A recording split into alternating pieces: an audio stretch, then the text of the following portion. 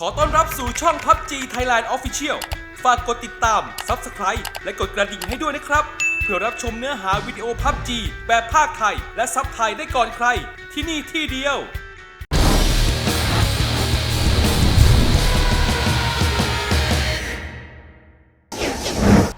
It's a beautiful day, a fun day, a charity day. We've brought in a whole bunch of great personalities. Everyone's got their streams out as well.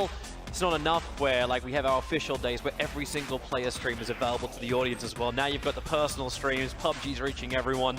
Moses, out of everyone that's here, who do you fanboy for? I am a huge fan of Wacky Jackie. We go back when we were both coming up on YouTube, and I am excited to see who he's paired up with, and I think they're probably the pound-for-pound best team here. Really? But does all of that mechanic knowledge, all the breaking of PUBG that he attempts to do, does this actually enable or disable? Well, I think the one thing that we were talking about yesterday is that he's a very good player in his own right. At the same time, he's paired with Ibiza and James, who are tremendously talented. Not to mention Sacriel, all very good players, and they're all going to work as a team. Whereas we'll see on some of the other big names. I mean, Ninja and his squad. Yeah, they're playing together. Ninja coming in from a different experience, let's say, as he's most used to. But he's a competitor, and I think that he's going to try his best to win. Yeah, definitely. Well, we got the drop. We got the plane. It is going from the east to the west, hanging in the southern point. But it's still going to be a decent spread unless anyone was really planning on going a long way north. But it's the hot dropping that we're looking for. It's the chaos that comes when everyone isn't 100% certain where they're going to go and what they own. Yeah, and I mean, for there's only a little bit of practice happening between these teams beforehand, only a couple of scrims. So now it's going to be who's going to land where, and there's not any designated loot spots. So there will be early game friction, trying to grab vehicles, trying to play that pro-style game. And for those guys who are playing with pros, they're going to have to try and fall in line very quickly. And it looks like 4AM is going to grab their first vehicle, and Ghost, Shroud, and Dr. Disrespect are headed to Pachinki. Now, I don't know if they opened up a car yard over at Lopovko, but there was a UAZ and two Dacias all on the same road as Texas. They're looking for a little bit of fun, and we are starting to dodge them. Pino has already got the first knock of the game. And he's going to come back for the finish? Nope, already Esser is on the way out. Exception. Oh, unfortunately, that's the first car kill coming in. He did come back for it. Yeah, that's that. So Refund grabbing the first kill of the game. Well, that was a great experience. It's a good thing there's another 3 rounds today. Yep. Sit back and relax. Yeah, our circle is going to push us west, so a lot of teams dropped on the east and the south side as, trees. There's a pistol, and he's actually going to finish him straight off. I guess he wasn't expecting him to have a gun. Just hoping he could hide behind the tree, and that was all.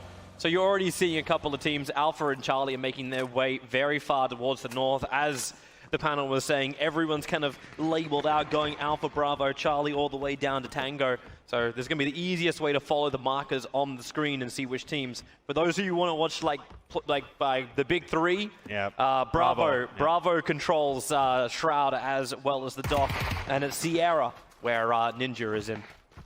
Another kill coming on. Lion K grabbing that UMP and dealing with Rick Maybe there. Grabbed him. That's that. Yeah. It's more kills as we're used to seeing, but this is, I thought it was going to be more chaotic at the beginning. A couple of car runovers, okay, we can accept this.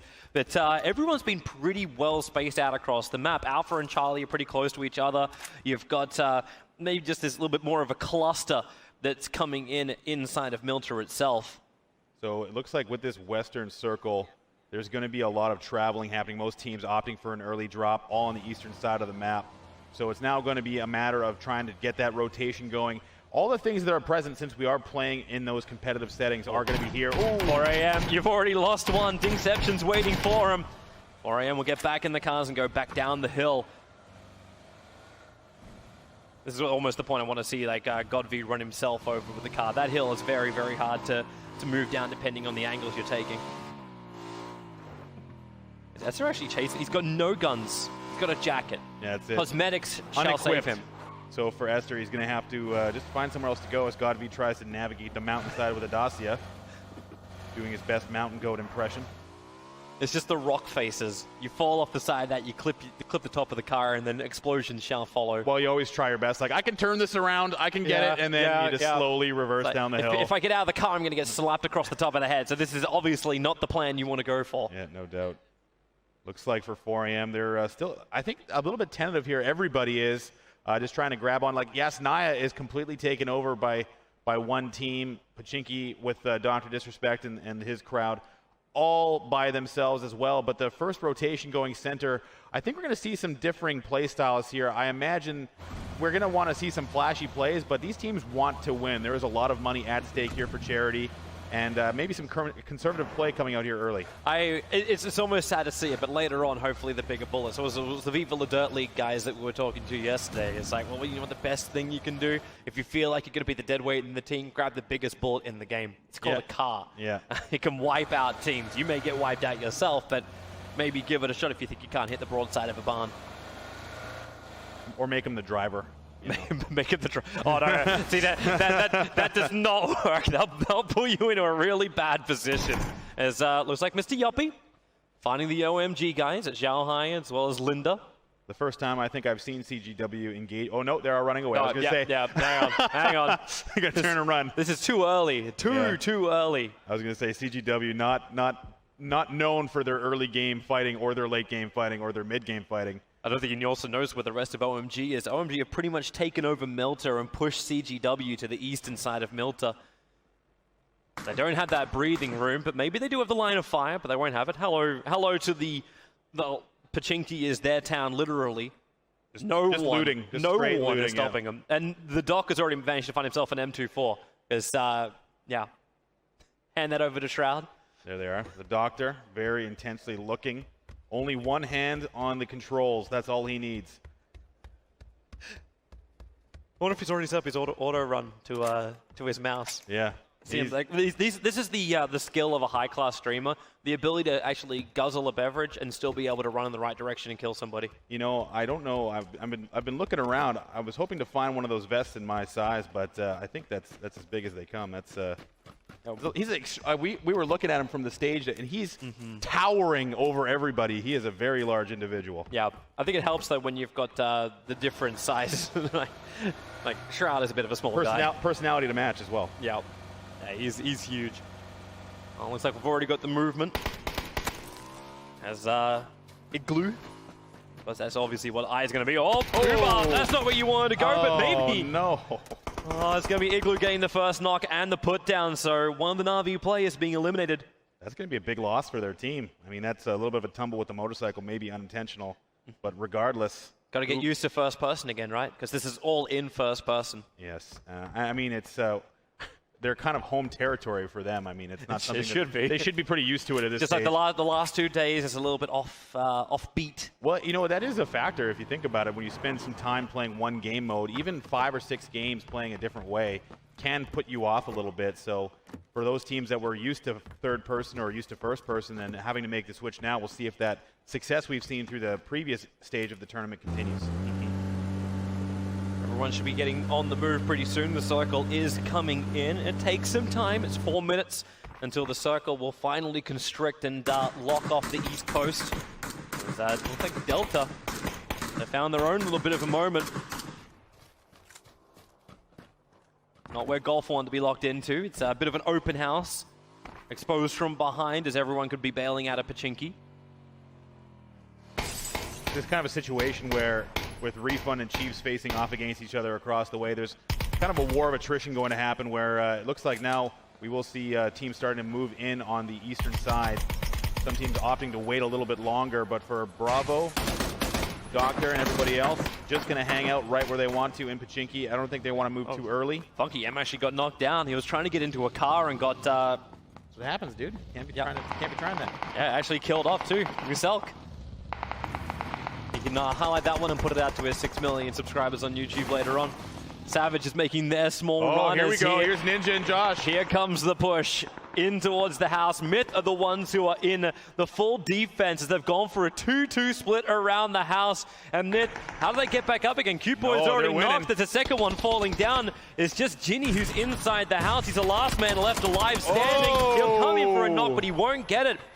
It is a wipe as they push through. As the Sierra squad take out the first team of the round. Not picking up any frags there is Ninja, but Team Gates and this whole squad played very well. I like the push. MiTH retreated immediately into the interior of the yellow cabin and got overwhelmed very fast. And here it is, what we've been waiting for, Shroud with the Car 98. I'm looking for that Shroud skin. I'm not seeing it. Yeah, I guess not. Needs to enable. But they've got the lines as the shots fly out from Igloo. The running past the fold over the hill and behind the rock and into Defilade. There's some slow comers in from the side. Oh, Ninja. So now it looks like they're going to get some pressure coming back onto them. Dr. Disrespect also has that sniper at the ready, the M24, for those crisp headshots. Anuktiv and his squad got themselves a nice compound in Gatka, actually full control of Gatka. He's looking for the shot line onto Grizzly, but he won't find it. Grizzly's in a pretty nice Defilade. Here's someone you should be familiar with, Moondai.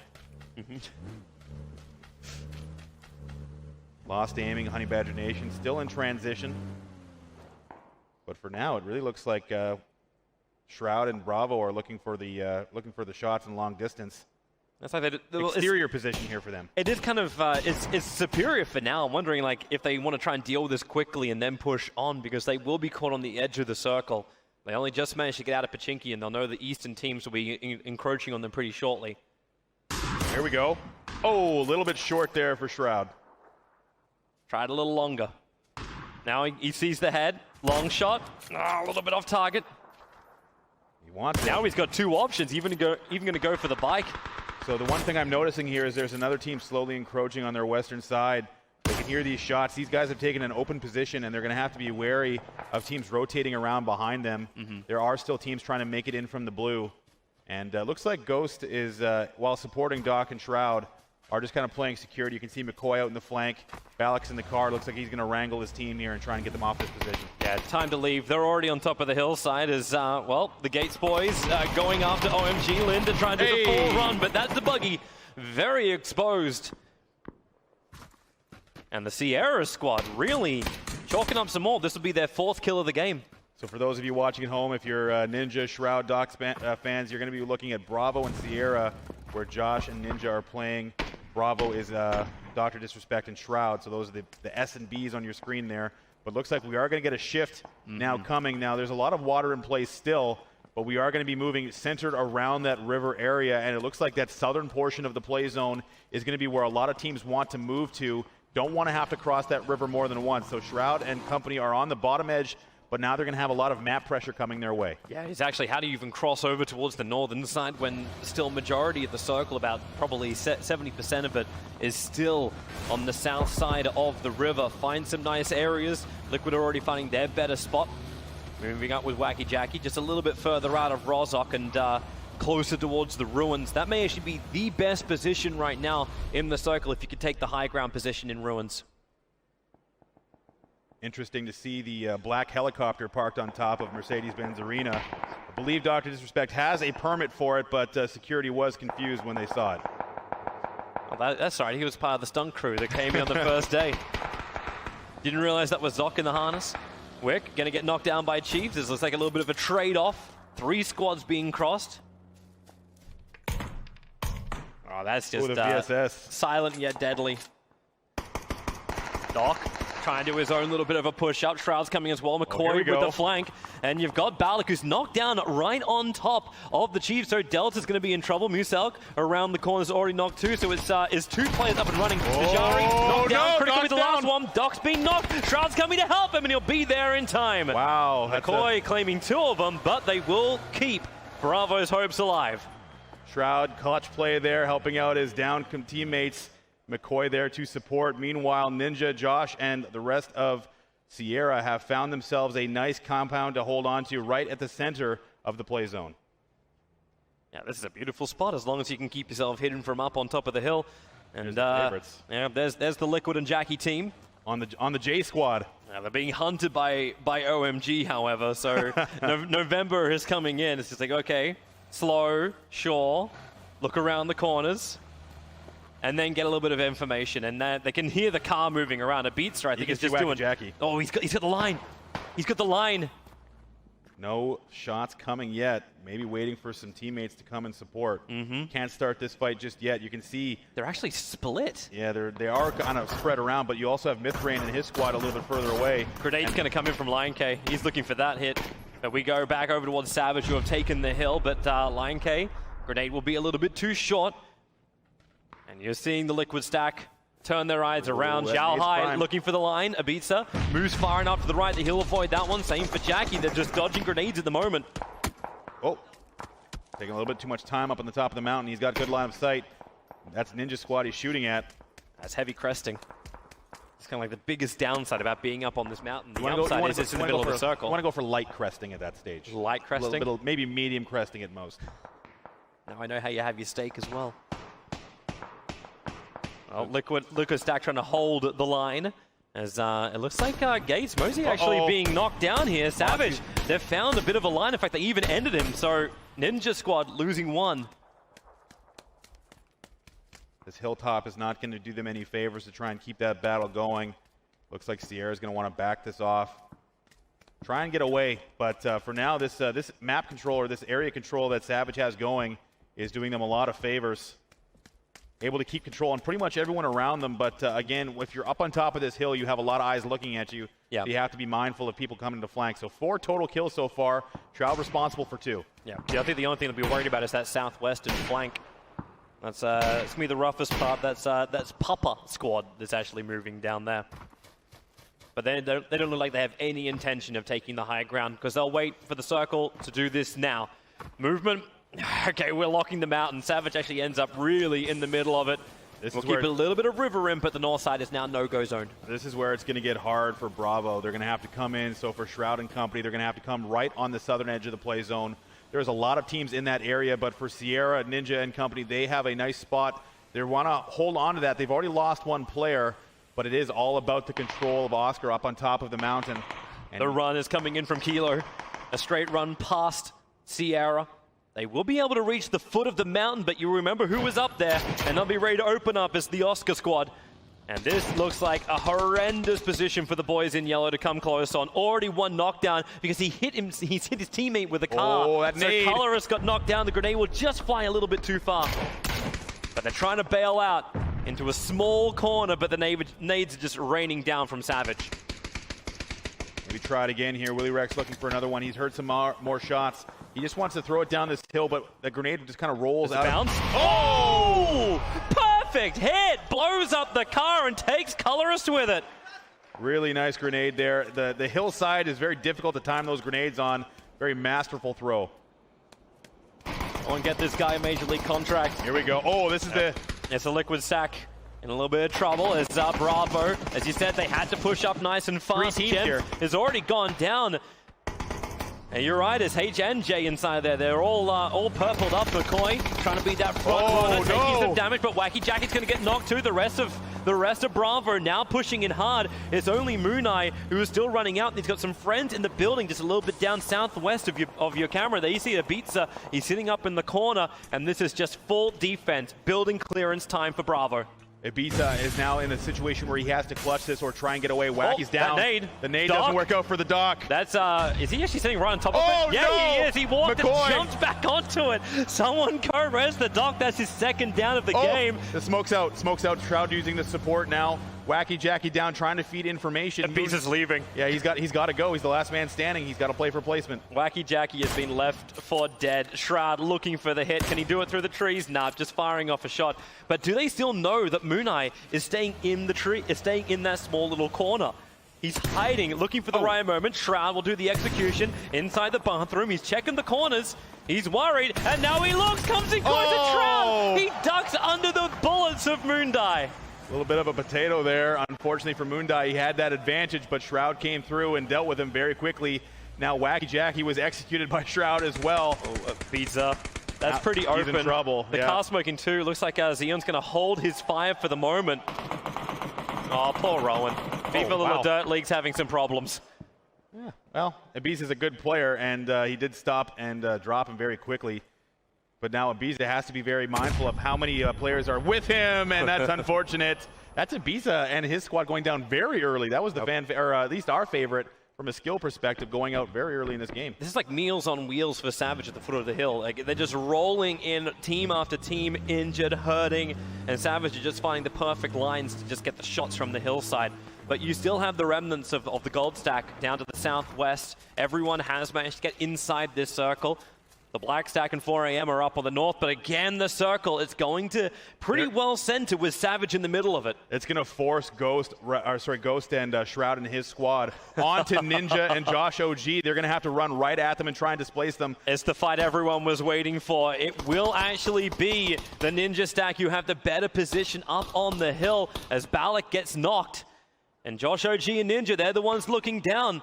Balak, is there any kind of friends to come and help him out? No, he's toast. There's nothing they can do, so that's an early loss for them.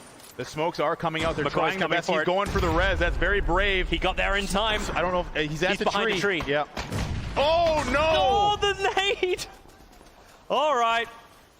Now it's up to Shroud to try and deal with this. Dr. Disrespect also very damaged. The res coming out once again. Ninja and Josh on the flanks. Mortify. Oh, there's another down. Josh is doing some work. Dr. Disrespect downed. Shroud's now running back for him. He's already managed to get the pick up onto McCoy.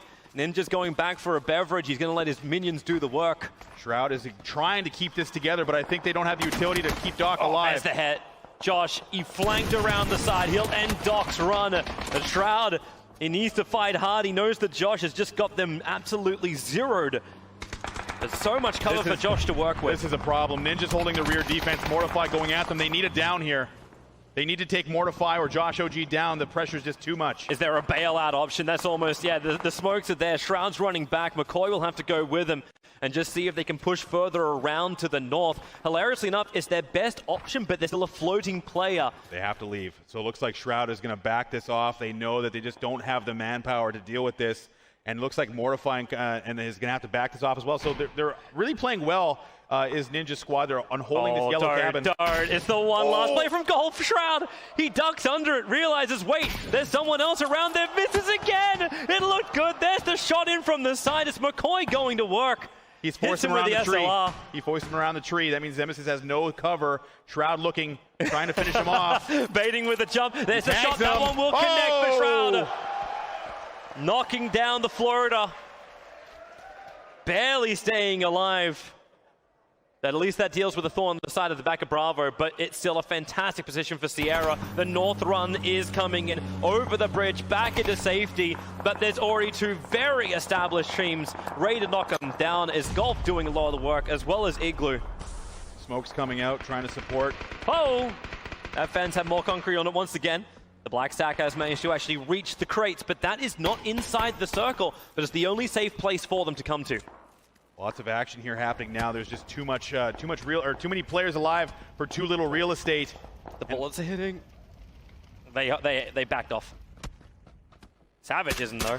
They're going to start running out of ammo. They haven't come down from that mountainside in a long time as Lion K say goodbye to McCoy. Shroud now the last sole survivor for Bravo. No! And well, goodbye Bravo. Eliminated in 15th position. You know what? That was a good run for them. They found themselves in a lot of team fights. Shroud has kind of shown here that he can swing with these pro players. They went toe-to-toe with one of the most skilled squads and did come out on top, albeit with a little bit of help, but that was a good showing for the first game. Trying to get that SLR just to rip through. Missing the targets as the reposition comes in once more. The circle's almost finished the movement, and it's just this Georgia Paul crates push out that just can't happen. They can't get through the AHQ lineup. You've still got Sierra now actually adding fire onto the hillside, which is no longer just occupied by Savage. Gold was forced up by the circle. So they're up there too, and in fact they're shooting down into the crates to get their own kill onto Eureka. The team that was the champions of the third-person perspective tournament through the first couple of days here in Berlin. Looking like they have a decent start to this mid-game where they have 4 alive. They've got a high ground position, and they are picking up kills now. Looks like they have only one team to get through who has been hiding, well, not hiding, but controlling this top mountain position. That's Savage and Team 15. And if Gold can actually get in and take out Savage, then they are in the greatest position. No one else can get up to them without them knowing about it. But what do you do if you're CGX? You've actually got Larson down. He's on the side. He actually got a knock and the kill into Sheehan Blue. And Ryu could not react in time. So Larson, how many times have we actually seen him in a position like this? This is going to be difficult for Ninja and his squad. They're going to have to try and move in now into the zone. Savage has them completely zoned out from the top of that hill. So it's going to be a little bit of a bonus if Gold can press onto the back of Savage to distract them. But it's going to be a bit of a run. A lot of players outside the zone, and another choke being held actually by Team 17 of Avangar has got their compound held very well. So this mountain is a big factor. For Emmett, they're going for the watchtower. It's going to be barely in, but at least it's in with some cover. There are 2 cars to make the run. Refund were nearby, but actually they've got a line of sight too. The car's about to explode. Kenny's got to get himself inside and away from that burning vehicle, but finally Savage, they are being pushed. And maybe the king of the hills can be toppled. Fishing with some grenades. That one looks okay. Oh, rolls down a little further and might have done some damage, but now Gold knows there's another team there. Savage having to deal with it. Yeah, they are. There's your hit. Wilrex knocked for the moment. The Chargers coming forward. Looks like the opportunity has been seized by Ninja and his squad. They've moved into the play zone. Only one player looking at them now. Eska, he's got to find Ruby right in the corner, able to do so. There's just Ragnar. Oh. 3 players down, and they're going to get finished off pretty quickly. Look at Eska go. He's feeling it. This feels more comfortable. It's like, where's the last? He knows he's there somewhere. He's a little bit further away, still trying to shoot at Ninja, but he's now left a wide open for his team to get flanked, and that's given a good path for Ninja, Josh OG, and Mortify to get into the zone. Yeah, they're inside the trees. So Gold are now kings of the hill. Sure, let's just drop another 2 loot drops smack bang in the middle of the field. That's some fresh loot. Level 3s. Nice setup here from Josh, Ninja, and Mortify. They've got the vehicle set up. Now they can't destroy them just yet. They might need them to move a little bit further across the hill, but that will be Savage and CGX eliminated one at a time, both by Eska and Evermore. Boxic, nice line around the side of the tree lines. They weren't really ready for this one. There's too many angles to try and defend for Golf. Pinned in the rocks. And that's going to be Knights doing it. So Pino. He can't even move. Texas is going to follow up likely with a grenade here if he's got one. But they've got Golf hemmed in. There it is from Texas. That should do the last bit of damage. Actually, it's on the other side of the rock. So Pino's going to be okay. Again, the circle centers. Texas. And every team bar Savage has to move. I say Savage as one player. Yeah, the one guy left standing. So now this is going to be a situation where I believe Gold has Papa has the advantage. They have the high ground still. Avangar looking to try and contest. Meanwhile, Larson taking down Ben. Yeah, that's the end of the dead weight. Viva La Dirt League and Viva La Dirt League is now gone from Fox. But the last 2 Knights players are still up and kicking. But the movement from Gold, they still hold the hillside. And finally, Sierra is going to be moving in from the south. But how hard do they push this? They kind of have to go for the foot of the mountain, but this will bring them in range of the hillside and of Papa Squad. So for Ninja, they're now starting to get active with Gold. This is the team that they've been looking at, knowing they're on top of that hill. Nothing landing just yet. Ninja just trying to put pressure onto this team, who has the great high ground position. That couldn't connect, however. At 4 a.m., they're the ones in a little bit of trouble, and so is Avangar making their run through. They'll leave MinORu to die.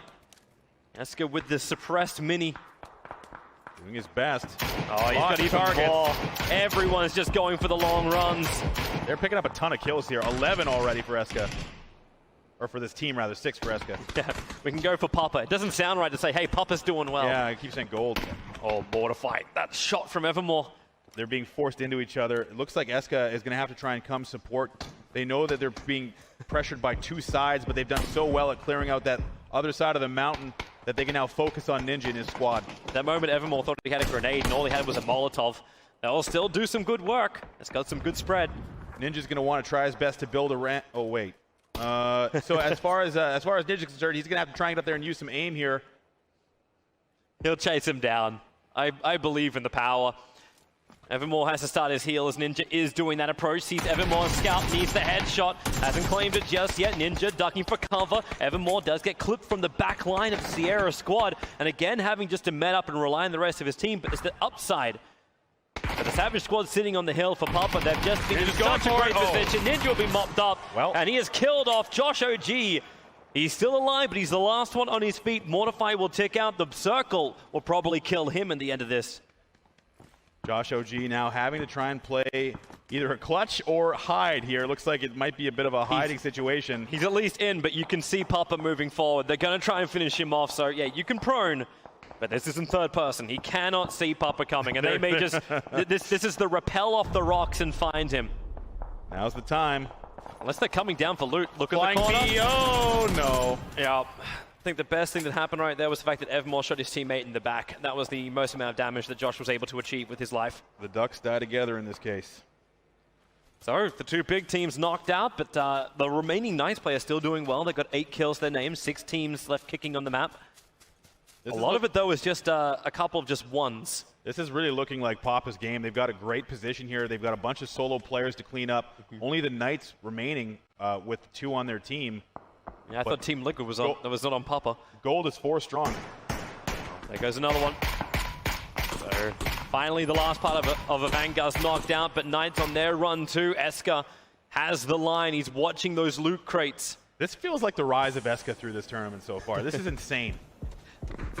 It's just his game. That's what it really is. Wait, does he see? He doesn't see. That last remaining player from Savage, who is now inside of smoke. I think Sim has worked out that something is not quite right here. I didn't put that there. Nah, this isn't where I parked my cars. Well, just chill in the smoke for a little while, I guess. It's, just wait it out. Hopefully he's got a couple of those grenades handy. Sims is just going to chill here. He's probably just communicating with his team, knowing that there's someone here next to him. Looks like K3 is finally coming under fire. But the funny thing is that it's the remnants of 2 teams who are shooting at each other as Igloo. Gold has full map control. Look at they're completely spread on top of the mountain. They have everyone zoned. Even Evermore is getting into it. He's playing that middle position. Savage is, exploding. Yep. Finally. You knew it was eventually going to come, but they need some kind of knocks. Some of these floaters need to be able to get some kind of knock onto Papa, or else this belongs to them. God-V is stranded. This is insane. And now it's actually just God-V. It's a total wipe. It's 19 kills in total for Team Papa. They sat on the hill. They continuously picked off absolutely everybody, and they're only looking for God-V. The final one. Pan him. Simpson's so close. He's got no helmet. Yeah, where are the pans? Pan him. Where's the style? He can't actually see him. Simpson thought he's checked this side, but he's found nothing. Well, there's God-V listening to footsteps prone in the grass per usual. Patience is a virtue. The God-V is going to be really tested on. Prone V, get up and do something. Now's the time. Simpson's so close. He can get the knock and the kill at least. Guarantee yourself 15 points. 1v4, let's do this thing. Or maybe you get the big man. Maybe you get Eska. And that's enough. Like, I can write home to my mother. I killed Eska in Berlin. It was glorious. It was beautiful. But there's no way he can clutch this. Well, at least he's trying. He's trying his best. Like, if I saw a suppressor on the end of that M4, maybe it'd be like, okay, there's... So, like, look, they've actually moved. Papa has moved all the way to the southern part of the circle looking for him because they're 100% certain they checked the north. I mean, if you're God-V, you don't know how many people are alive. Like, that's the issue, is that he's not aware how many teams are left. So he's here somewhere in the rocks. Yeah, right? I mean, he has to have an idea considering the kill feed, but for now, it's just a matter of time. God-V playing a case of hide and seek. He's got nothing to really work with. Let's start spraying at trees. Yeah. We'll see if we can make him pop his head up. They're in all talk, just yelling for him. Come out wherever you are. God-V's.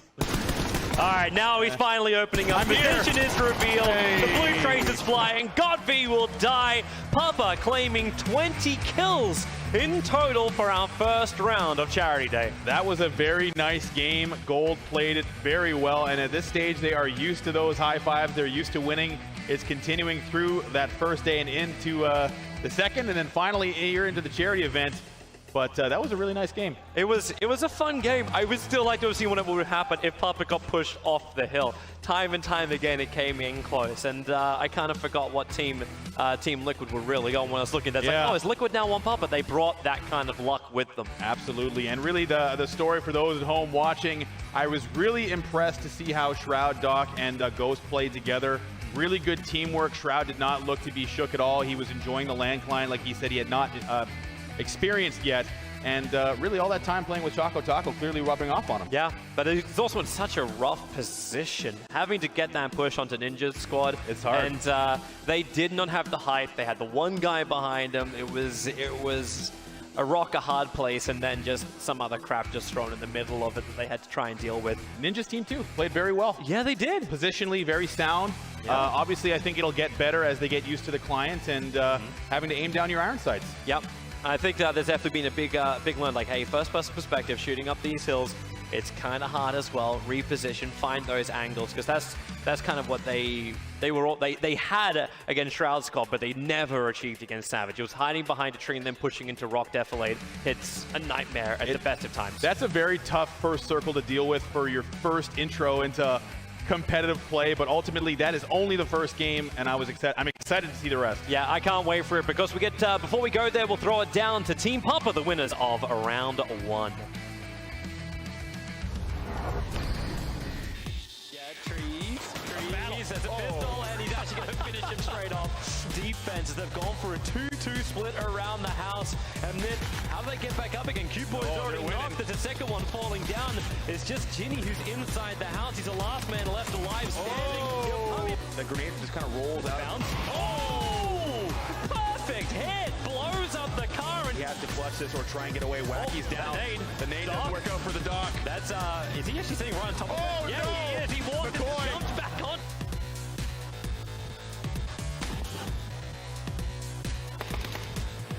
They moved into the play zone. Only one player looking at them now. Eska, he's going to find Ruby right in the corner, able to do so. There's just Ragnar. Mission is revealed. The blue trace is flying. God V will die. Papa claiming 20 kills.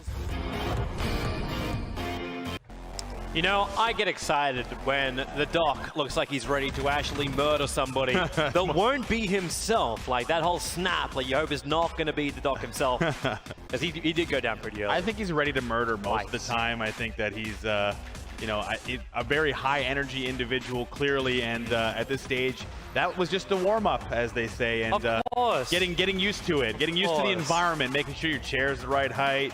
It's like so. No, I got to get the advice from the pros, right? Because who's really using a K98 like during the competitive matches? Isn't it always those minis or the SKSs coming in, like more of these like rail style guns that we've seen? Well, in this case, it's about Flash, I think, and that's Flash. The Doctor disrespect Thunder. Shroud. Everyone is looking to hit those shots, trying their best to make a showing here, and they had a good first game. Yeah. But at the same time, they were constantly being harassed by other teams. They got into a couple of good team fights. Sometimes you blow up your own teammate with a grenade, have to go and res them. Oops. Whoopsie daisies. Yeah, a little bit of a tough throw there. We're just doing it for the fans. That's why we're doing this, and for the charities. Keeping it fair. Remember, that's what it's really all about. The extra money going to what is needed. Plane is fantastic. We've been gifted this one. It is a straight diagonal line. Everybody gets the drops they're basically looking for. This plane doesn't restrict anything. We are free fall in this one. Easy movement, nice path through the middle of the map. It looks like we're going to get some action on the military base, and the desk just said it. We have not seen a milli circle yet, and it looks like it's going to be a little bit of the same here for Team Bravo headed into Pachinki. I would take a milli circle. I always like my biggest favorite ends of circle are the south and the southeast side of the military base. It's always good fun. Percentages are low, and we'll get our circle in a bit. Here we go. Ninja grabbing that M16 on the apartments of the rooftops. Trying to actually get a hit onto one of the big pros, Myth on the run. That's optimistic, to say the least. At the very least. And we're going southwest, actually, with the circle. Hello. A little bit of a standoff here. Yeah. OHM versus OMG. A lot of O's. There's AK versus pistol, and they're all outside the building. And welcome to Early Blood, once again spilt. This time it will be Linda from OMG going down. Linda's taking a seat, and we are headed back west. And a little bit further south this time around. Water in play, Millie in play as well. But lots of open real estate in this Gatka region. Oh. Another one to take a fall. OMG, Lion Cade's going to get that one. This is great for the Na'Vi stack under the call sign of Lima. They are well comfortable in this circle, and all they got to do is just stick together, but it's going to be a little bit more of a different play than they normally do. Normally, Na'Vi do this 2-2 split, that maybe they stick together a little bit closer this time around. So the one team that did not have a good round last time was Wacky Jackie and Team Liquid, as well as Sacriel. Weren't they meant to be the greatest? Yeah. I remember you saying, Moses, Wacky Jackie is gonna be the greatest. It's you know, he's an excellent player in his own right, but this is the first time in I mean, for most of these players in an arena environment of this kind, and for Wacky Jackie, it's no longer on the ladder, but he is playing with some extremely talented pros. Team Liquid taking second place in their essentially foreign turf on third-person perspective. Yep. And Bisa said last night at dinner that Wacky Jackie's great because he listens, and that's something that is an important aspect of learning the pro meta, which is exactly what they're playing. It's the same type of settings, and for the most of these guys, it's their first exposure to that. It's like, hey guys, can you just like follow exactly what I say? Yes? Oh, brilliant. Teamwork. Yeah. Isn't this a beautiful thing in a computer game when you could actually function as a squad? No toxicity from Wacky Jackie. That's not happening there. But you need voice lines to spam out inside the game. It's like I do not understand. I do not understand every single command that comes my way. As looks like Mumino is on the run as Chiefs off around the corner and Larson gets executed. Vard's there to support, but that was kind of an ambush. Yeah, that's the Straya trap right there. The plane path was not good for this Georgia Pole loot area, so Vard and WTSG very underlooted. Critical getting the jump on Larson. And even in charity game, it's like WTSG cannot have South Georgia themselves. It must be in their in the contract within the team is that they can only loot one spot, but it did take them a long time to get up there. Critical's checking the corners. He's trying to get Vard, who's one floor up right now. He's got the penthouse view. Edge will come as well. They'll need two if they're going to try and just rush Vard. And I think Vard wants some help, but there's no weapon on his health. And there it is. Critical gets hit. He'll be running back down the stairs, but Vard's so low on life. And here comes Edge to finish the job. Or will he? He will. It's Vard. Knocked down. The revive is there. And WTSG, goodbye. That's both pros going down and out. Yep. So they do have some teammates left, but now it's going to be up to their influencer friends to continue their trek forward. Never count out an influencer. They're crazy. They're unpredictable. They push when they should fold. Well, they're going to be all alone for now. CGX in the Georgia Pole region as well. Your favorite gun, the Vector. The old Vector guy. Yeah. Always finds you somewhere. It's a shame the M249 doesn't drop for you as well. Yeah, always a Vector guy in a bush somewhere, ready to spring up at any moment. Yeah, it's like, and without the extended quick draw, we'll still be able to nail you. It's like, oh, damn it.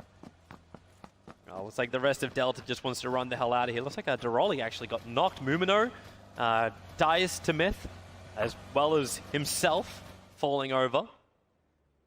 But they're coming in to try and mop up the remainder of call sign Mike. Not looking good. LaFloyd. The Floyd, for those of you who don't speak French. LaFloyd? The Floyd. I do not. I'm an uncultured Australian swine. I'm sorry. At least it looks like Critical's got his number. He's got a pistol, though. I mean, it's looking really good for him. Yeah, pistol versus Scar. I wonder who comes out on top of that battle. We'll find out. If it's a Deagle, well, just pop him. Critical. Hey, first person perspective, going to work. LaFloyd, what's he doing? No, he's running towards it. That's called dying with style. Bold move. Really bold. Yeah, well, that's the first team out now. We're down to 19 teams. Well, that's that, I guess. Yeah. The circle will come in 6 seconds' time, so we will have to start pulling all these teams in from the northeast. Yeah, there's a lot of teams actually outside the play zone right now, and that rotation phase is going to start to occur. Ninja and company already on their way, a little bit closer to Pachinki, but it looks like we do have a 3-team stack around this area. It's Viva La Dirt League. I thought they covered this in their videos. Don't run by yourself through an open field with no cover. We were actually sat up in the lounge yesterday, and I did recognize, I was one of those situations where like, I know you from somewhere, but where is it? But their videos are hilarious. And now with the Knights, they do have a pair of very high-level fraggers. See if they can keep some momentum going here, but I'm interested to see. They're just two-wheeling this? Yeah, they're going for it. Driving with style. Everything's style points here. That momentum, soon that long drift. Refund on the way. Yeah, everyone's going to start to make their fast move. Surprisingly, too, like we've seen it through the first 2 days where it's that quick push to get inside the circle. Everyone's a little bit slower when it comes to the first person and also the charity rounds. For Shroud and Doc and everyone in Pachinki, they have had this really long opportunity to lose. No one saw that, Funky. No one at all saw. We all saw it. Driving is hard. Yeah. Lots of time in Pachinki to loot up for Doc and Shroud and Team Ghost, so they should be well equipped, something we did not see from the teams that had a longer path to get into the zone. So now they're going to have to decide, do they want to stay in Pachinki or move away? It looks like they do have a scout out in the middle of the map right now. I imagine that's one of the Ghost players looking to find some place for them to call home for the mid game. Yeah, last time they actually pushed out to the west of Pachinki. We were able to take that small little farmhouse to the side, and that was the hillside they then got kind of choked up on. But because this circle's pushed so far to the southwest, like, you'll be counting the odds that the movement will not hit you that hard, and you don't have to not just scale a mountain. There's Pino. There is Team Gates, Mossy, and Mortify there ready to not just knock him, but to totally kill him. That's Ninja Squad. For those of you watching at home, Sierra is the squad with Ninja, Josh, OG, and Team Gates. And it is going to be Bravo with Shroud, Doc, and Team Ghost. So Sierra getting involved here early. That Pachinki region starting to heat up. You know, I like how Team Hotel is the one who has the broken down building. Like, this is like maybe the parking garage of the hotel. It's a one-star hotel in this case. I'm sorry, couldn't afford anything better for them. As what the hell was that jumping from golf? Coming into the yellow, that's what Sierra's looking down onto. Trying to find a couple of pot shots. I wonder, I'm not sure how much experience Ninja has with some of these newer guns. The SLR, I think, would be right up his alley. Not a ton of meds. He does have those 25 bandages. But that SLR is a good choice for him. Easy DMR action. He does have a little bit of a line of sight. Can't see anything, but he is looking that way. Very stylish. Everyone's on the move. Sierra, the quick ride by. Wilrex gets knocked off the bike. So does Ragnar. And, well, they had such a great time sitting on the mountain, but it seems when they come down from their perch, it's a little bit rougher. That's like another gate camp or gatekeep here from this squad who's been picking up vehicles left, right, and center. Speaking of which, Inactive trying to get some shots onto Avangar. Or, sorry, excuse me, that's Navi, I think, moving around behind him. Or the Knights. And buy space for Voxic to get himself inside one of the shacks and just hide up and med up. He already lost his own teammate in Texas. It's his style. Still looting, unfortunately, for Delta. A little bit of a slow start, still holding on to that South George region. Like, is 90 bullets enough with your AK to get through this? Probably not. Well, we talked about this yesterday and through the tournament so far as the preference for players to grab more grenades and meds than ammo makes more sense in pro play. But here, I think it's going to be a little Bravo bit more. Has just got himself in an interesting spot. Shroud's just pulling out the VSS to go for his attack. It is Philippin who gets knocked out. Ghost is going for the full push to take the hill. I don't think there's a lot of help. Shroud going full meme here. The VSS better left unused, but for now it looks like he's going to be putting it to use. Yep, Quest is on the full run. I don't think they want any kind of part of this. Oh, the extended mag as well. He's going all in. Looking for a hit over the trees. McCoy will be able to connect as Quest run back. Being nipped at their heels and even clipped like Achilles. The circle is almost at the end. Shroud clearly taking it easy on the competition, opting for the VSS. What is Ben doing all the way up on the northeast by himself at the blue? Avangar is in trouble here. It's a full press by Ghost and Shroud. That VSS just spraying into it, nothing landing. Yeah, it's McCoy who does it. As per usual with the VSS, but at least he's got it. Not sure what the secondary is, but he's got something going here. Even if it does land, just sitting there going, well, what's this really, like, are the bullets really worth it? Looks like we got ourselves a potential bridge hold. No one is on that military island to hold. Everyone has moved to the northern side of it. But we have shifted hard southeast with the circle, and that's what Rowan's doing. He is high-level strats. This is meds, energy drinks, and a prayer. Yeah, he's going for the very he's got the micro Uzi. Micro Uzi level 1 helmet naked strat. That's the it's the Die Hard strat, right? I got that taped on with Christmas tape. Dick Inception's trying to control the ridge line. The highest western point that you can probably take. Go-to is he's He's lost a wheel. He's lost the front left, but he's still got enough momentum to get in closer. But Hotel, they're finally set up, and you've got to pay. Oh, you do not get to pass go. He was very committed to driving and dying there. He was like, I want to be blown up, and I'm going to make sure that happens by driving right at this squad. Into cover, the remaining members of Quest. It's Charlie, you have that western side of the hill in the zone. And I'll look over to your favorite team. There's Wacky Jackie making a bit of a run. He is scouted out in the vehicles as well. Checking his spray patterns, making sure that everything's working as it should be. November's out as Lion K is finished off. Here comes Chiefs, finally leaving South George. Delta will finally finish their loot. Looks like they're going to be making their way all the way down. Roman's just in the grass next to Pachinki. Well, the channel is going to make this issue, like this issue with the map, the way it's set up with this circle, is that channel between the military island and the main island is taking away a ton of usable space. So that northwestern side is going to be a lot of pressure. You can see Doc and Shroud, everyone coming in a little bit centered, but for now it does look like Wacky Jackie and company have a better spot. But here comes Rowan sneaking his way. Yeah. He blends. He's trying to do his best tree impression here. You also got to remember he's in first person while he's down on the ground. We're watching him in third person. All he's seeing right now is grass and hearing things moving. Yeah, he can't see anything, so he'll just be prone and looking around. Eureka from Cloud9, getting some pressure here. Actually getting knocked down. Molodoy's moved forward. Same with Ubar, and they are trying to take him. Magatau is a good player. I watched him play in the Broadcaster Royale tournament, and he did do very well for himself. So being paired with Na'Vi, I think, is a good choice for them. Shroud? Uh-oh, here looking we go. To actually come up. ESS time. Yep, looking for an easy target. Wait, did he look around? Oh, yeah, he saw him. He saw Nemesis just at the last point. Oh, he's got a flank on him. So low on life. Shroud's in retreat, and support is arriving.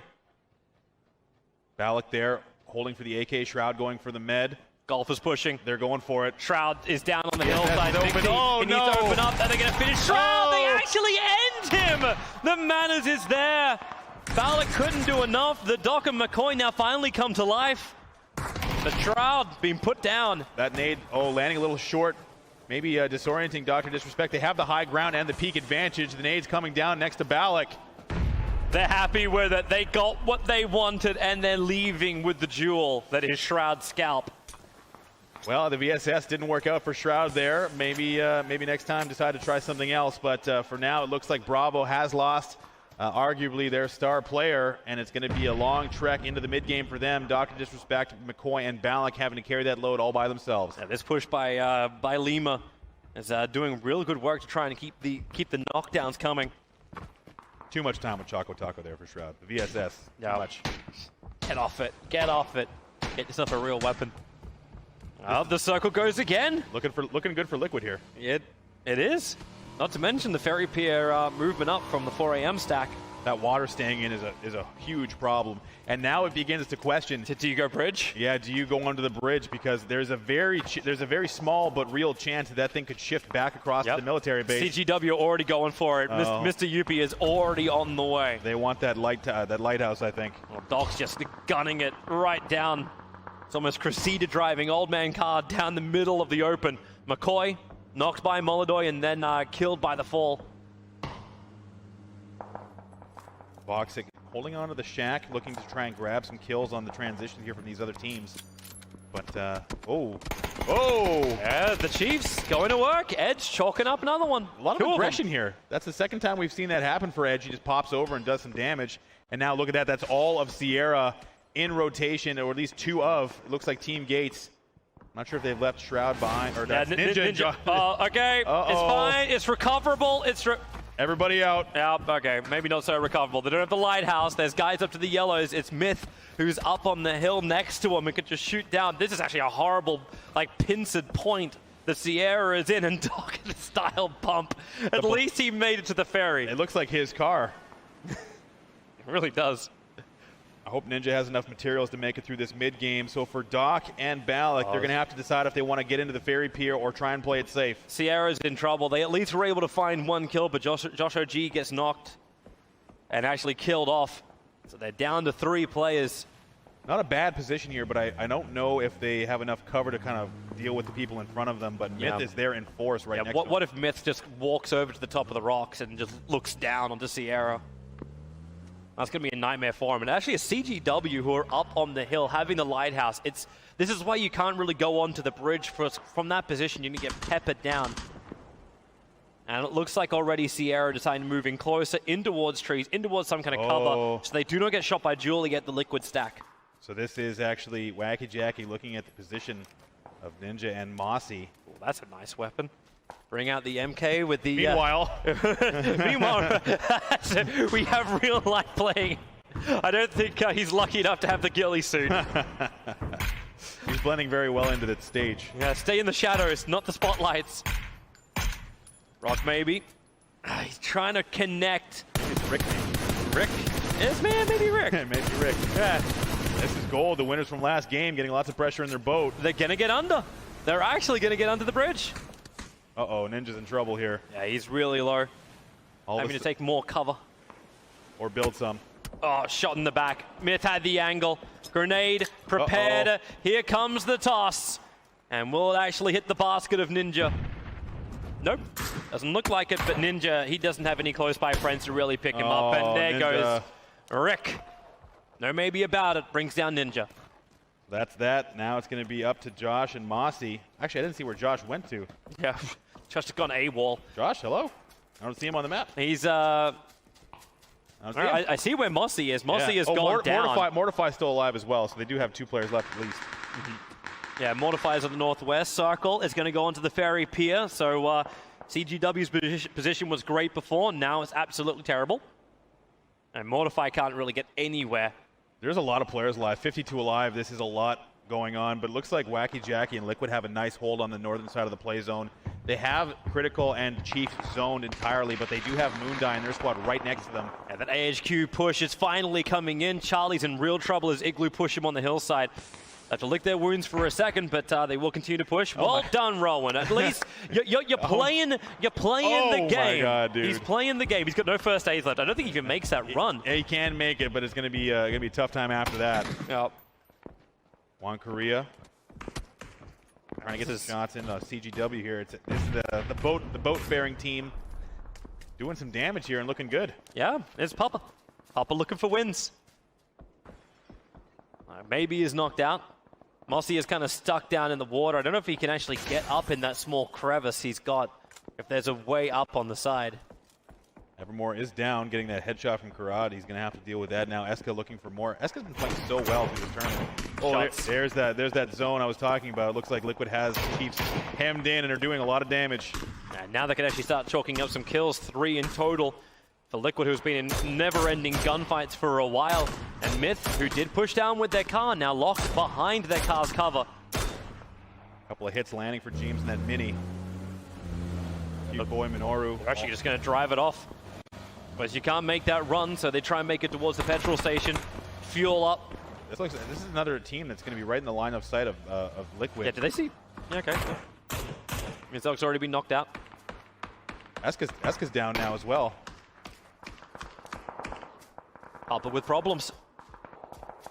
The north is still condensing as well, as I think Mortify is finally going to make his way into the circle. The Doc looking for something here. Still keeping something like hope alive with Balak. They've actually claimed 3 kills between them. But Liquid are now opening up their account even more. Great range shots. They own this hill. I had the opportunity to see Doc's dressing room, and you would believe it. There's a full rack of black on slate black, just ready. We're going to raid that during 3rd and 4th round. I think he's got enough for the millions here in the arena, but maybe not for us. No. Casters are always on the short end of the stick. Yeah. We'll leave that one alone. So Ibiza and look at Mossy. There we go. Yeah. This is what I was wondering, like, is there a way up? There's another swimmer. It's Ben. It's Ben in the water. He's actually trying to swim around the peak, but his path takes him directly into Papa if he goes that way. Well, Edge from Delta, the last man left standing. That team still managed to claim 6 kills so far. Wick, believe it or not, the last man standing on his squad. Yeah, looking for the 15 points, able to claim it. That was actually a knockdown by Zargon. This is not where MiTH wanted to be. They're kind of trapped, and Wacky too many eyes just look down on top of them. Wacky looking for that first kill still. Just trying his best to get something. He sees ahead there. Oh, He's come on, Wacky, flying right at him. This is a, oh, I was going to say a potato fight, but Wacky Jackie takes one in the teeth. Hey, it was even. It was SKS versus SKS. They both had the same level of armor and health. Oh, he looks so sad crawling away. Ow, ow. Sad animation. I just need like an arm up in the air. Please come and help me. I needed help. Ben's managed to make his way in. He's under the bridge. I think Evermore is realizing that there is an odor behind him. It doesn't smell right. Bravo with Dr. Disrespecting Balk, the last two standing. Oh, is he actually going Alphabet to? Is soup Evermore here. backing off and letting it go? All right. Hey, all right. So it's going to be like a Fairy Pier Beach ending. This is going to be very difficult for all these teams on the edge. Now, if I'm Bravo and I'm Dr. Disrespect and Balak, I think I ride this next circle out, let these teams take care of each other. Oh, yeah. Not a lot of cover to work with here. They've still got some good lines of sight where they are. Yeah. And they don't need to take the fights. They have Alpha coming in behind them, however, so now it's going to be a bit of defense looking out behind them. And they'll have a small line. Wick's going to go down, which does finally remove Hotel out in 15th position. Mixie, he was waiting for Molodoi to run past, lurking. Nice. The team golf. Nice pickup there for them. Being patient, Makatow. Rest of his team up just above him. Yeah, Lima's cottoned onto it. Mixie, you want to do this run. Tags, plays games, doesn't see the line for it. Biggest stage for Doc since 1994, I believe. Looking to take home another championship. He's battling the odds. Only two left standing on the team. Has he still got it after all these years? I don't know. I mean, the back-to-back. Simpson, he's gone for the long run. He's taken the beachfront. Small little bit of defilade control for him, as well as the boat to cover his western flank. A little bit away from the loot drop, which will now come into shot in a second. Nope. And hide in. Okay, well, this looks like a great place if you have a grenade to find 2 quick kills. Uh-oh. Here comes now. Yeah, this there it is. There comes there the grenade. It is. Run in. They heard run the, in, they heard line the it. pin. Oh, bounces out. It's a very small window go to aim for for. it. The car blows up. Shaka, he can run it down. No, Gems. It was Sacriel that actually kept it. Actually, it was Ibiza who helped him out. Let's get Wacky a kill here. He needs it. Are they both standing on top of each other? They are. They're going to shoot each other. Jeems. Were they trying to glitch it? my God. You can't boost jump in this. They're not out of it yet. There's more pressure coming. Sacriel having to med. Now, that is Delta going out. 4 players left up. Refund with a wonderful coastal view for Team Golf. The Doc's looking for his own line of fire. They did wait out the circle. No kills for the team, for the players left alive on this team. Is team. that Ben who just killed somebody? Yeah, he drowned Evermore in the lake, I think. The Battle of the Blue. That shouldn't have happened. That should not have happened. The micro Uzi going to work, huh? Actually, it wasn't even that. Like he just punched him to death. I have no idea. Yeah, I wasn't watching close enough for it. It's a mystery. It was just a down. I didn't see what it was. Yeah. Oh, Jeems is continuing to nade people, actually wiping out an entire team. The nades are coming hot and heavy. Just keep him flying. She and Blue's hiding inside the small hut, but it's all in the northwest corner. Ibiza and Jeems are going off here. Looking to chalk up some more. Myth getting involved as well. Oh, Jackie's out. They had a line from the side. It was almost impossible to keep the cover going. The circle is going to push us a little bit further southeast. So everyone who's on the hill will finally have to come down, not to mention the west pushes. This is going to be hard. Now it's the time where all of the buildings, except for a few, are coming out. And now Doc and Balak are on the move with Makatow and Mixie there as well. Now it's a 1v1 situation. Golfer pushing it. Looking for the kill over the top. Mixie, does he find it? No! Makatow, not only we get the kill, we got to pick up tags now. I think they're going to want to try and skirt this fight. There's going to be nothing but open beach after they get around this little ridge. Yeah. Doc lagging behind a little bit, but here comes Refund. They're going to make the house. They're actually going to make the house because Golf came out to try and take the fight. Balak sees over towards the side. He'll get the shot and now has to get into cover, taking a lot of damage. Funky M. Doc trailing behind, still looking for his first kill. You come out for kills, you lose the position. House looked vacant. And now's the squatters in form of Bravo.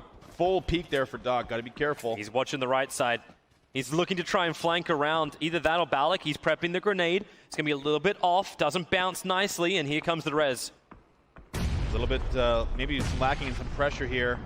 Meanwhile, it looks like Liquid is just now trying to get into the zone. They're being held completely out by 4AM squad. Yes, the Alpha squad moving in from the west. They're still 4 men strong. Good choice here from Doc and Balak to grab this house.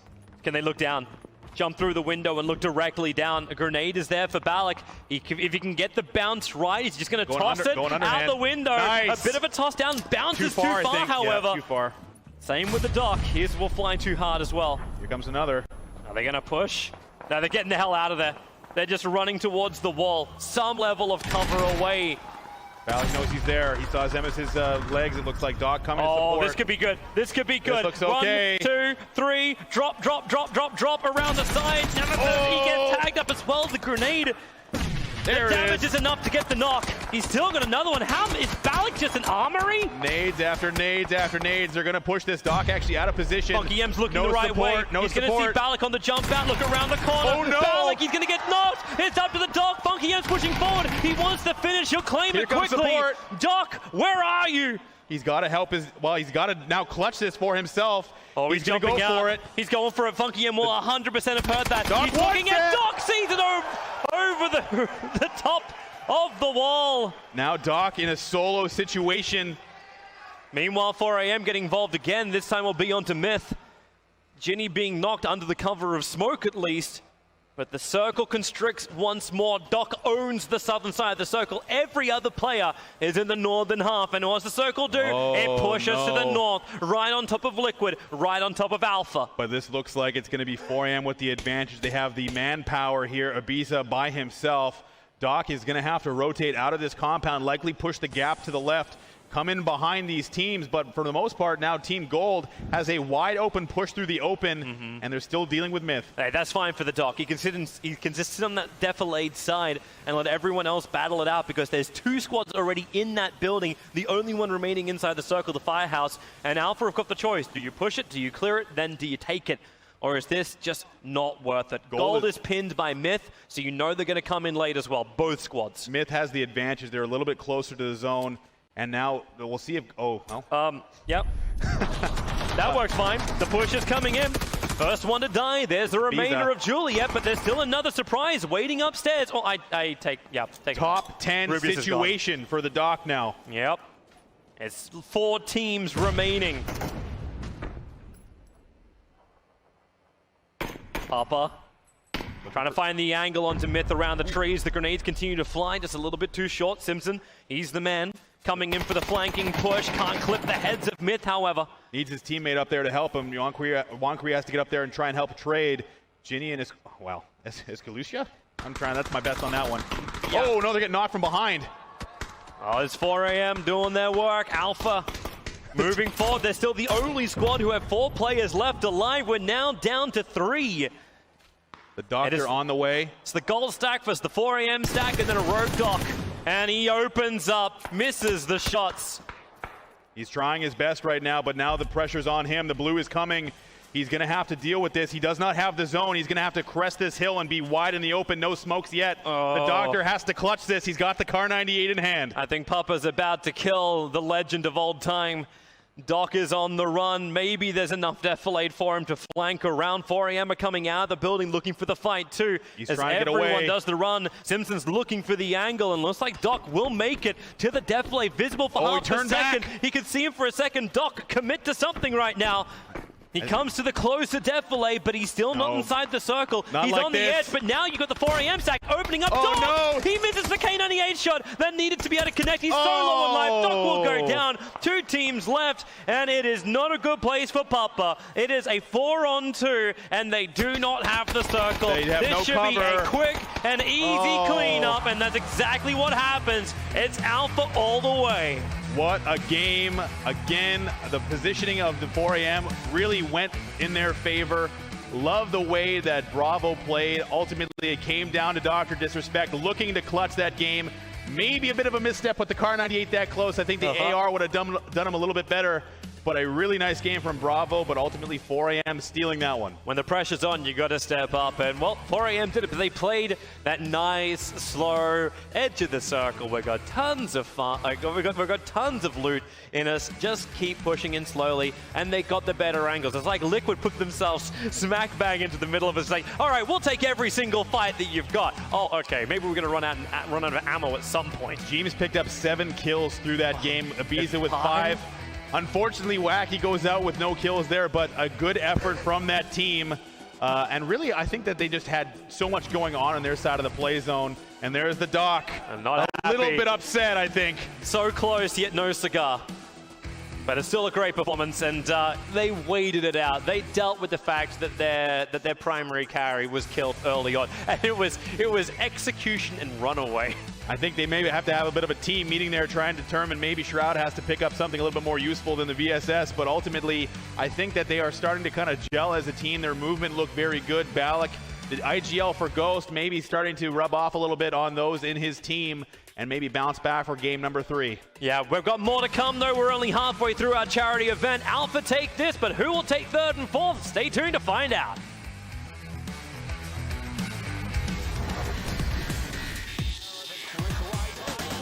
Gets knocked off the bike, so does Ragnar.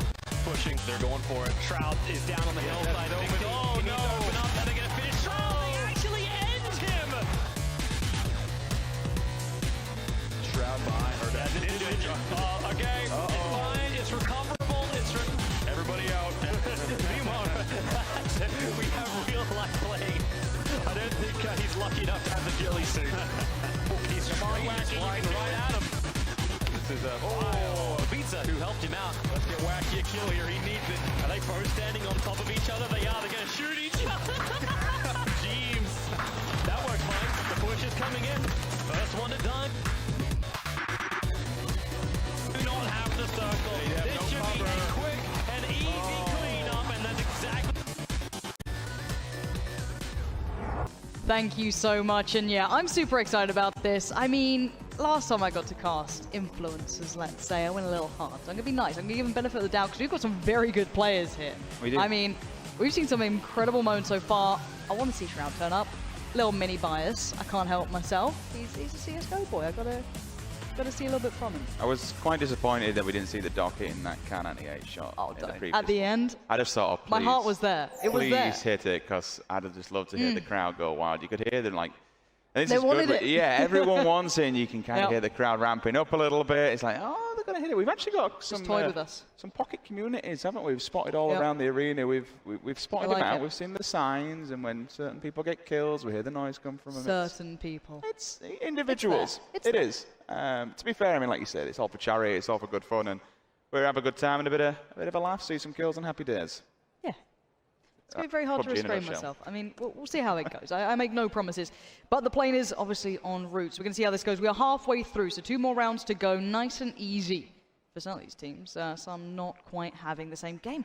I want to see more from Wacky Jackie too. As much as the guy, theoretically, he's got a brain on him. He knows the game inside and out. But it must be frustrating when you have so much technical knowledge to be able to put it into practice in such a high caliber matchup. And the same can be said with Sacriel. The man is very theoretical in the way he approaches games. And then you got the kind of compliment. Oh, God. You mentioned why did you say his name? Oh, I'm so sorry. What have I done? Sacriel, find some cover. Use that brain of yours. Oh, the support's here. Ibby to the rescue. Pull up. Up on the bike we Pull go. up. It's like that Kanye West video. Just beautifully off into the distance. You were, oh, hey, Ayo. Shaka fancies it. Oh, he's got a molly as well. Is he going to actually burn him with that? Potential. We'll keep an eye. You mentioned, I like how you brought up Wacky Jackie. It's become a bit of a meme now as such. Like, there are a certain point where I'm wondering, how the hell are players getting quicker down from the drop from me? Everyone's like, let's watch a Wacky Jackie video. Lo and behold, Wacky's waving. Job done. Whatever you want to know, you go on his YouTube, the man's got it. In terms of theory. But why do you look the other way when you're going faster going down? That baffles me. It blows my mind. Have you seen that? I'm not even going to start because we already see a couple of kills coming in. Savage getting the early work done. Just kind of, I guess, mowing people down in the fields. It's that kind of trying to find your position. And I like this from Shroud and the Doc, right? Do you know why I like this? This is their hunting territory. Now, whether or not it goes well, that's a little different. But we've all seen the clips. We've all seen the games. You want some action?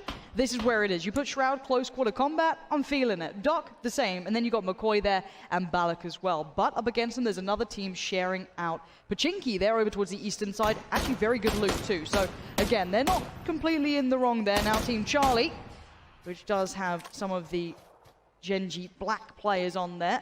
Spotting out a couple. Is that car having a bit of an issue down there with Pino? Circle comes in, and it's parallel to the left-hand side. We saw the plane route, so the people are going to be looking around. George, north, south. You've got West Coast taken by team number 9. There's a team lurking around the Gatka side. I think guys are kind of fixated on Pachinki at the moment, obviously for 2 reasons. One, we've got Shroud and Doc in there, but there is another team that could potentially go up against them. And, you know, regardless of what we say or think, those guys can aim. Technically, they're as good as the next person next to them. All right, we've got a fair few pro players in here, and there's definitely that jump up when we look at professional players. Some of the stuff they do is absolutely ridiculous, but still, you know, from a technical standpoint, they can handle themselves. So I think the desk lightly kind of touched on it, and it's something that Wacky Jackie did. And I don't want to be mean about him at all, because he is a very cerebral player, and I like what he's done. And he is genuinely a nice guy. But I think the way that they described it on the desk was very, very good. The repeaks that he went for, I'll explain that in a second, because we might have a bit of action. And for now, it's Ibby. Don't think he spotted out Pino there. I'm not 100% sure. That could be a problem down the line, because Pino's working his way forward, but I don't think Pino's got a gun yet. I see nothing in his hand, so Wacky Jackie's chomping at the bit. Let's see if his nades are any better than his repeaks. Takes it away. That could be good. Does it go in? Just forcing him forward, but they're on the hunt here. Sacriel holding the angle, allowing the other 2 players to work further forward, but Pino's on the run. He's going to make a dash for it, 'cause I don't think he has a gun, and I don't know if Mixie does either. 3 grenades wasted here on Mixie.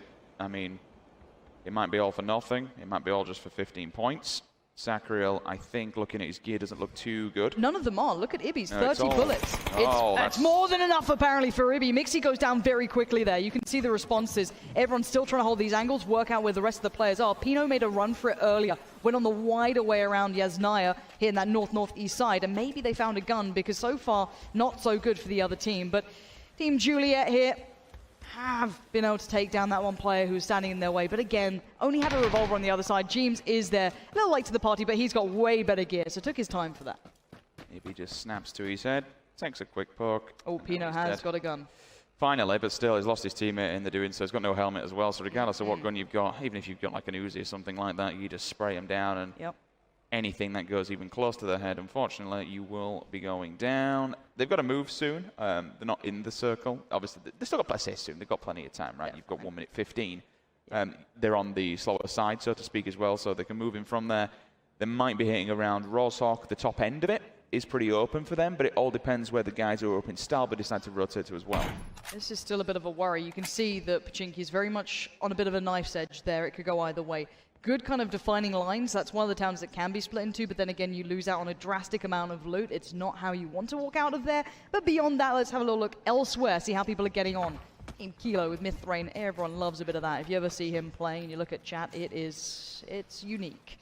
But for now, they're doing fine. Nice little split here. Not sure how the loot's looking. It looks a little bit lacking on some elements. Only a level 1 helmet here and there. But if you're going to these areas, you're doing it for the sake of safety rather than that high-tier loot. You take that gamble, you take that risk. Now, we're actually finding a couple of players on the way. I'm not sure how this has happened, but just maybe run across them. This could be big. Several of them do go down. Looking more easy finish off for him. There's several points in the bag, 30 to be precise. Wick did get I think it was more of a, let's just at least take the antenna, and someone was there. He did run him over. Fair enough. The reply came in. The shots are now happening down inside Pachinki. I believe that's Dr. Disrespect. I think, looking from the outlines, potentially a silencer on the front, which would suggest it's him. Balog gets tanked up as well. Another absolutely diabolical grenade from that man as he hits the wall. That's the second time where he's almost killed his teammates. He did knock the Doc in the previous round. The Doc's having flashbacks here. He's feeling, if he does feel not nervous. Again, yeah, please. not exactly what you want, but CGX on the other side. Shannon Blue there, going to be make his way towards maybe his teammate, try and consolidate, so if they do get picked up, if they get knocked, the revive can come through, kind of sticking in the 2-2 split. That's another really good reason why you do it. Doc, though, got to be careful on those angles. You're showing just the head angle, but the return fire is very good. MiTH players on the other side, though, picking up a couple of kills there. And, well, it's Made in Thailand players picking up MiTH Rain. So, MiTH on MiTH action. I like it.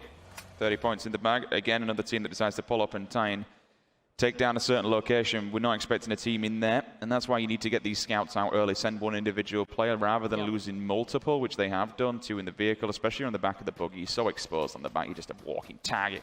Especially if you do pull up slightly late on that defilade of the hillside. Easy points for them.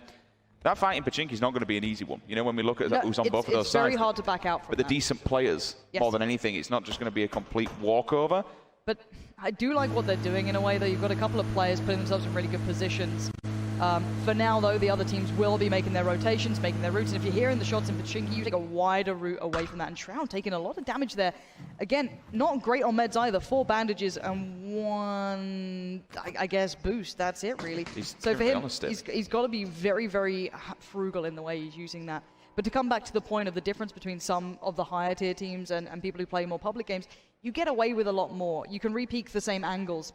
You don't have to be as on the toes. And this is what I was talking about with the flank coming out from McCoy. This is the play that I was discussing, that he found room. He went up towards the church. He went the northern side to try and find a way around. Now there's pressure. You want that kind of linchpin moment now to come in from one of the other teams, or one of the other players on this team. You want maybe Doc or Shroud to hold these central areas, allow a flank from the other side. But McCoy wants to do a lot himself here. He might want to try and confirm this kill if he can find a safe angle to do so.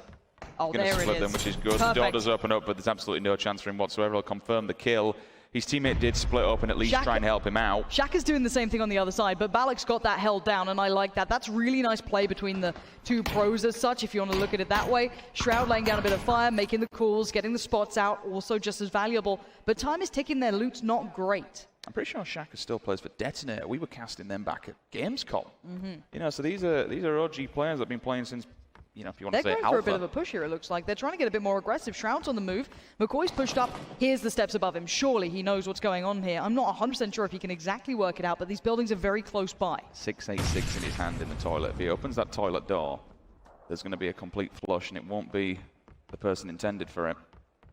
I mean, the 686 up close and personal, God forbid, no matter what armor you've got on, it's going to absolutely destroy your life. They're faking out the sounds of drops and moving out of windows. McCoy, really smart play from him there. That's actually drawn out the players. The call gets made. The spot gets done. Now you can see the flash. This is good teamwork coming out from Team Bravo. Flash goes up. I don't know if it caught the other player. It certainly didn't. And oh my God, this could be a disaster. He has to make a hit. He's only got 2 bullets, remember. He's surely going to just spray through the door, and he is. That's the smart play from McCoy. Take no chances, take no prisoners, takes the kill. And it's Ghost Gaming's player, but it's Team Bravo working their way through Pachinki. Forced him with the grenades to at least make a movement so they knew exactly where he was, had the information. If you do jump outside the building, you know, you can hear either A, the glass breaking, or B, your feet hitting the floor. He knows that he hasn't ejected that building. He's still locked inside there. Puts himself inside the toilet. Unfortunately, you're just kind of causing your own death, really. It's imminent. 3 people push up. And yeah, I like how you spoke more about the sounds, Lauren, like specifically smoke grenades now. Fair enough.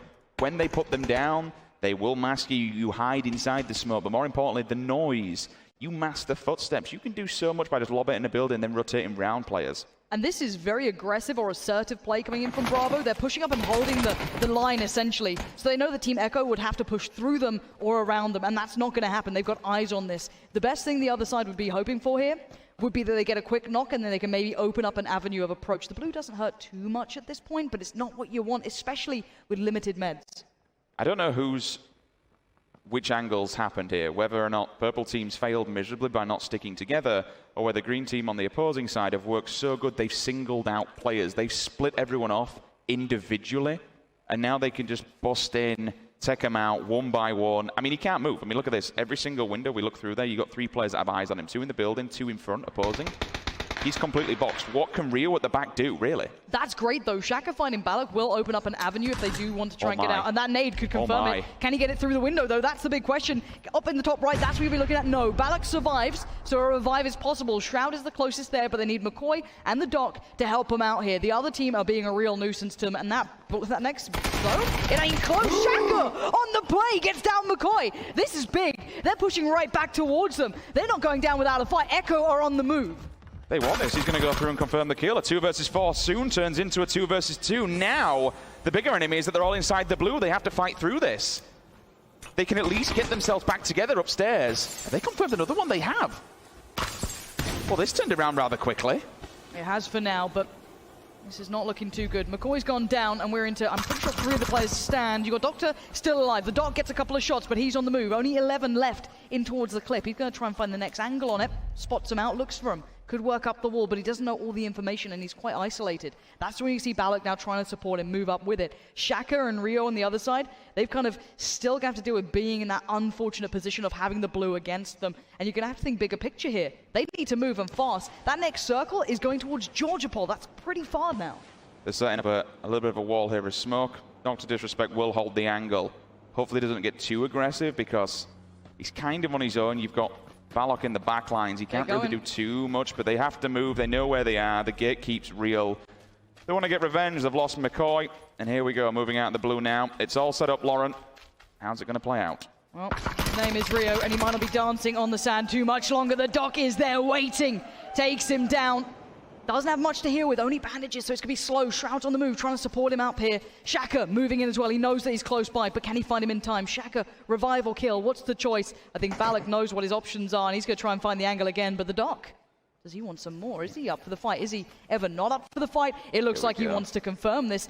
He wants to do something filthy to these poor players. They're all lining up. Can he get the kill? Great work on the first, but the second, he still stands. Balak's there to support, and both of the players are now knocked down. Balak on the move around the corner, gets the job done. It's Bravo taking out Echo, but at the loss of Doc and the other teammate. They've lost out on 2 players here purely to get out of this city, and now they've got the blue on their back, and they've got to start running because all the other teams move towards Georgopol. It's put them in an awkward position. They need to get some kind of vehicle and hope that they've got plenty of meds in the bag because it's going to do so much damage. Losing 2 players, all right, you've got yourself, what, 60 points? But at what cost? It might have pretty much cost them the game. We'll soon find out. That's a banging shot through the back of the UAZ. 2-2, unfortunately, falls, confirmed kill, 15 points there. Moves across to Kilo's team. You see how Doc went down, though? That's the power of the 686. Like, up close and personal, shotguns reign supreme. It's something we've seen more from the Eastern side. Eastern players, they love to hold this as a secondary weapon. Now, I want to look at the, I guess, east of Georgopol crates as such, where we're looking right now. This is a very powerful position if you want kills and to be quote-unquote gatekeepers to the entirety of that western side of the map. You get to see people traversing, trying to utilize the bridges, and there's some really nice open ground and common use highways. And it looks like James is being very proactive in this. He wants to offer up another angle, but look who's coming over the hill across the bridges. It's Gold in the back lines, joined by the likes of Evermore, so it even gets almost scarier mentally. The problem is where they are, unless they decide to turn and just face north and go all the way up north, they're going to have all kinds of problems because you've got Team 10, Team 11, all waiting in front of them. Where Team 10 are, Wacky Jackie, Liquid, and the rest of the boys there. That's such a nasty little bottleneck on that crossroads side from the T-Pack. And that's great work from James. He was the one who went off and offered another angle to them. He moved further north to try and keep that in mind. If you look at one player's overextended, that's really fantastic play. It's really clever because now A, you're getting the information, but B, if you just put down the warning shots, you can deny them the north of the circle. He stole the kill, though. Evermore is being filthy about this. Smart play from him, but it will be James confirming at least towards Xeon. But now the problem is with James that he's got a bigger team against him. Team Papa, the daddies have turned up here, and I would not be messing with them, all right? The point is that they are there, and if you've seen that kill coming in, that steal coming through, you don't want to mess with that. If you're James, get out of there. Do not stick around. That's not an isolated fight you want to be taking. Bravo do have a vehicle. So Shroud and Balok will finally make it to the circle, depending on how much gear and utility they've actually got, even meds. It was looking rather weak. 4 AM at the top. Unfortunately, though, Dingception, C9 player, Yumru, Genji Black, they're all falling left, right, and center. That's 2. They're not confirmed yet. There's still 1 lurking. What can Dingception do? He has a grenade. It's a low ball. It'll force them back, at least for now. They're going to be bleeding fast because that's their second knock on both of them. In fact, Esther, I didn't realize where he was up on the top there. He can give them a line of sight, but he gets smashed and pushed back. They see this, they know this, they knew the tag came out, and look at the push! Up on top of the hospital we go! You're going to need more than just a hospital. Take him to the graveyard. He's done for. 4 AM cleaning up here. Good work from them. Got V at the helm as well. 3 big kills for him. They jump a position, and they gain 60 points by doing so. Fantastic work. The flank to take out the guy on the roof was monumental because he was just such an anchor. I mean, they drilled him as it was anyway and forced him back, but to completely take him out of the game, they pushed up. managed to take them out while they were bleeding out. GG, they claim the entirety of that area for themselves. Up on board with Jeems again, spraying away with the mini happy days from him. They will claim the Georgia Paul Hill for the side of themselves, or Everest, whatever you want to do, but look at this. Ninja and the rest of Sierra, they're lurking on the opposing side. Gold at the bottom. All of a sudden, Everest becomes, well, excuse the pun, a mountain of a job because you've got 3 big teams up in here. In fact, there's a 4th one on the opposing side. He just took down one of the members of Gold. That's a big pickup here. Evermore's still down there. Everyone's still around. But with these minis laying down fire, it's pretty big. But fire from the back lines, keeping Gold in a real awkward predicament. They have no safety, and if the other team, the Wacky Jacky team with Ibby and co, do want to push on this, that could be a big pickup. They could third party the hell out of this one. Ninja's making a lot of noise here. I like how you called it. They're too fixated and focused on this. The rest of Team 10 can come, they can come flooding over this hill. He's seen it all. The call's going to be made. Now, when do they engage? Right about now. There's no holding back. Wacky Jacky going right in. They might have wanted to wait a couple more seconds, but maybe he just got a little bit trigger happy on that. And now you're going to be seeing the other team back away, find new ground. There could have been a way better moment to maybe engage on that one. I think that was a little bit of lack of discipline there. And now it allows room for movement. Evermore's been dropped as well, so another one from Papa does go down. That was a confirmed kill as well. Vard, K9 in the kill feed. Found Molodoy. See you later, buddy. That's a knock for now. And the problem that they do is by doing this, Lauren, as you said, there could have been a bit of a more disciplined time to push because Josh OG does have that M24 facing down on them. If they decide to peek, if he lands that shot, it opens up the rest of the team to be able to just flood them and flank around. Again, there's something to be said for timing your shots. You can call it, count it down, and you shoot at the same time. It's very hard to work out how many people are firing at you, if it's a full squad or not. But keep your eyes towards that hill. You can see Shroud and Balak actually moving up towards Mortify. Mossy, Josh, and Ninja are all up there. This could be a big fold. And Shroud, he's got the UMP. He can use it as well. Mortify's going to be feeling that one in the morning. But can Shroud adjust for the second? He still has the angle. He has the shot, but he can't get it done. It's Ninja on towards Shroud. And Shroud, he's not getting rowdy no more. It's going to be the hill dominated for now by Ninja and co. Ninja gets the job done. Mortify will be able to at least get back up. Ninja's got his health as well. He was literally clinging on by tooth and nail. 4 AM, you can see up in the northwest. They'll be pulling up and just repositioning for now. They need to be careful, though, because CGW straight on the back. Shot! He just dinked him at range. That's a... See you later, Ninja. Helmet's gone, buddy. They've got to now clamber and try and keep him alive. Josh, come on, you've got a 24. Do something, buddy, here. Fire back, answer back to that shot because that was a belter. Josh being held accountable for things. Always a curious one. On the move, though. Godv gets picked up on the go. Lost aiming, finding a lot of work there. The Gilly Boy comes out to play, and that's an orm I'm seeing. There you go. I'm glad you noticed it. Even though it's all green and blended in, there is an AWM in play. Oof, what are these shots coming out? Vad, you okay, mate? That's back-to-back critical as well on QRAD. Can98 doing so much damage on the battlefield. Sacriel's find one of himself. That's a headshot with the M4. Great positioning, holding the peak over the ridge. He'll tell you all day long about silhouetting, but Esker, he's going to try and get back into this. He needs to get the kill right about now. The underhand nade, that could be devastating. Does it get close enough? Run, boys, run! If he can't get away in time, the revive might come out, but Esker, he listens out. No steps. Sacriel considering his options. He was thinking for a second then, is he pushing, is he not? He's going to go for the risky revive. Do you think he's just going to run for it afterwards? I don't know. Go on, get stuck in. Esker could go for this. He's an aggressive player. He's a confident player. And he knows the other team are in trouble. Again, another nade will trickle down. But fire from the back lines comes in. It's the Knights players from the back. And the Liquid side, joined by Sacriel and Wacky Jacky, feel the pain. Jeems, Sacriel, and Ibby, they all hit the deck simultaneously. They're gone, they're out. See you later, boys. Esker's got a vehicle. I think it's time to run. In fact, it isn't. He's just going to get completely stimmed up. But out of the circle, so they can chill for now. Meanwhile, look at this. These boys up on top of the hill, Team 19, they can still chill. They've got sniper rifles, they've got range. They're lacking a little bit of utility. I've seen a few helmets and a bit of durability, so that's a bit of a problem. They're also on the back side of this circle, so if it doesn't go their way, Lauren, they've got a very open field. It's going to be all kinds of bullets coming their way. I don't think they've got vehicles, so they're going to have to run that. There's no hard cover. You are an open target on the side of the hill. That AWM, though, Vard's got a taste of his own medicine. He's got a Kar98, and he had a face earlier on. Now it's just been removed from him. Yep, nade comes out. Molodoy to deal with 4 AM. We know what these guys can do. That split, pushing up towards the top of Hospital. Big work from them. I do not like the idea of pushing these guys, but nice positioning on the other side from the likes of the Na'Vi team, joined by 2. Good nades coming in. I don't know if that revive is going to be possible. Let's see. No, not at all. That does indeed go away from 4 AM. Now down to 2 players. Kenny Going to be feeling a little bit of that one, feeling a little bit isolated. The Welcome South George guys are being pushed on here as well. Lost Aiming and Moondie, they're not far off from this, and Grizzly, he's holding on. They got a knock there, and they also got a really player tagged up. They forced him back. One of them was trying to be the open scout. Bard's still down. He will be able to get this, but he's not going to be in a position to take a fight. That bullet just skims the side. You just saw the dust. And with how low he would have been, that would have been another knock back to back. Look at all the players downstairs, though. Grizzly Lost Aiming and Moondie. They're going to be in a 3 versus 4 scenario, but all these players upstairs, again, with how tanked up they're going to be. I'm hearing a Molotov being cooked somewhere. No. Or is that the electricity? That is the electricity. It's Welcome to being debated. I despise it. It's one or the other. There's so many times I've been like, oh, God. Josh finally finds Jari with the headshot on the 24. That gun being put to good use from the side of the hill. Ninja and Mossy have extended. I like this.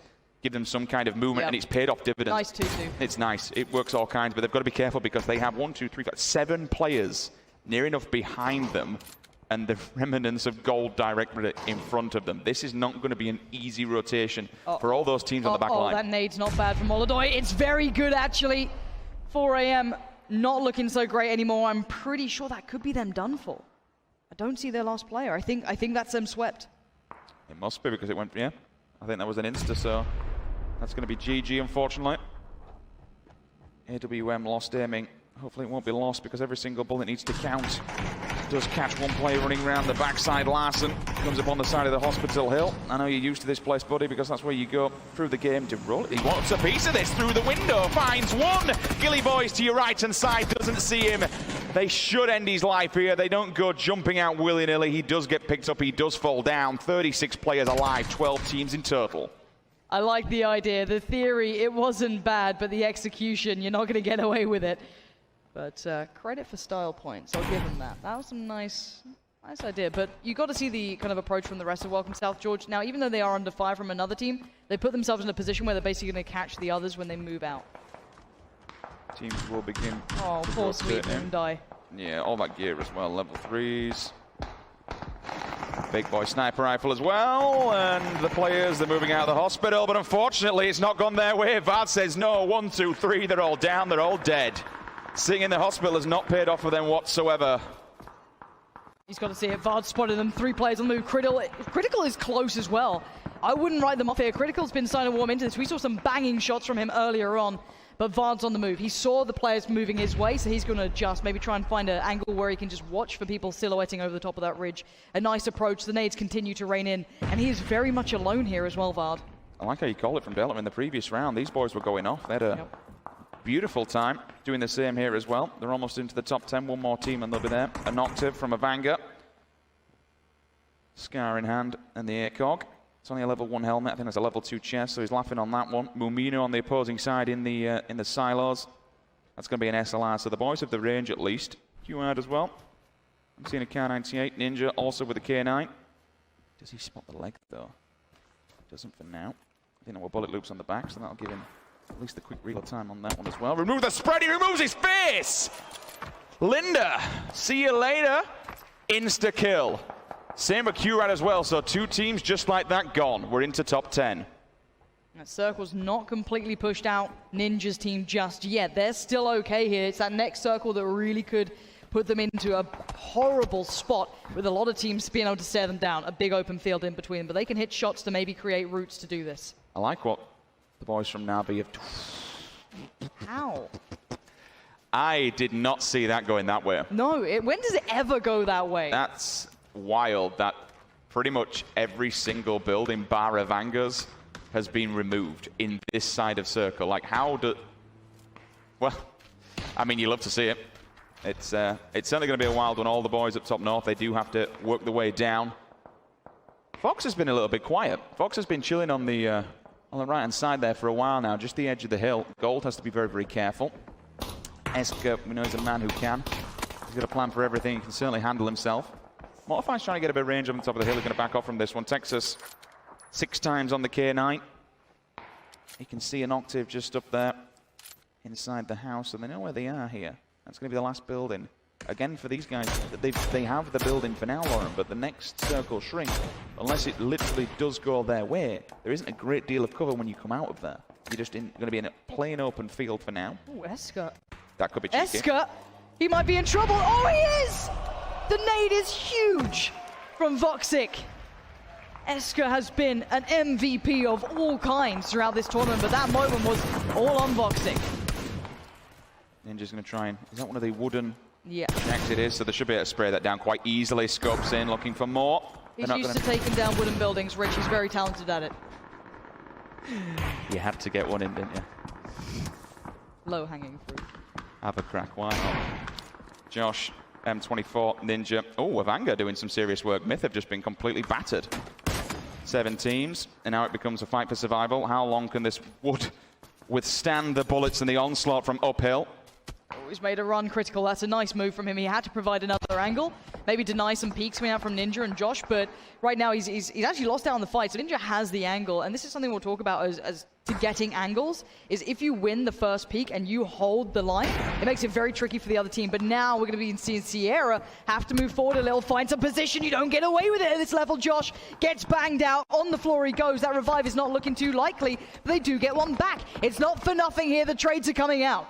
It's Mamino with this SLR just in the distance, like picking individuals off left, right, and center. He's causing them all kinds of problems. They'll try and smoke out Josh to see if he can get him out. Meanwhile, at that. One career just preying on, clinging on. He's hearing all these shots from Rowan as well. In the previous one, it was Esker who, the vehicle actually solidified his death. Ninja just killed Josh with a grenade, whether that was on purpose or whether it was supposed to be a smoke is a different one, but still he's down and gone. Yeah, you need to be careful of this vehicle. That ended in Esker in the previous one, but they don't know he's here. So they have no idea, but there's 4 players around him. He's got the bush though. Look at that cover. It's real nice.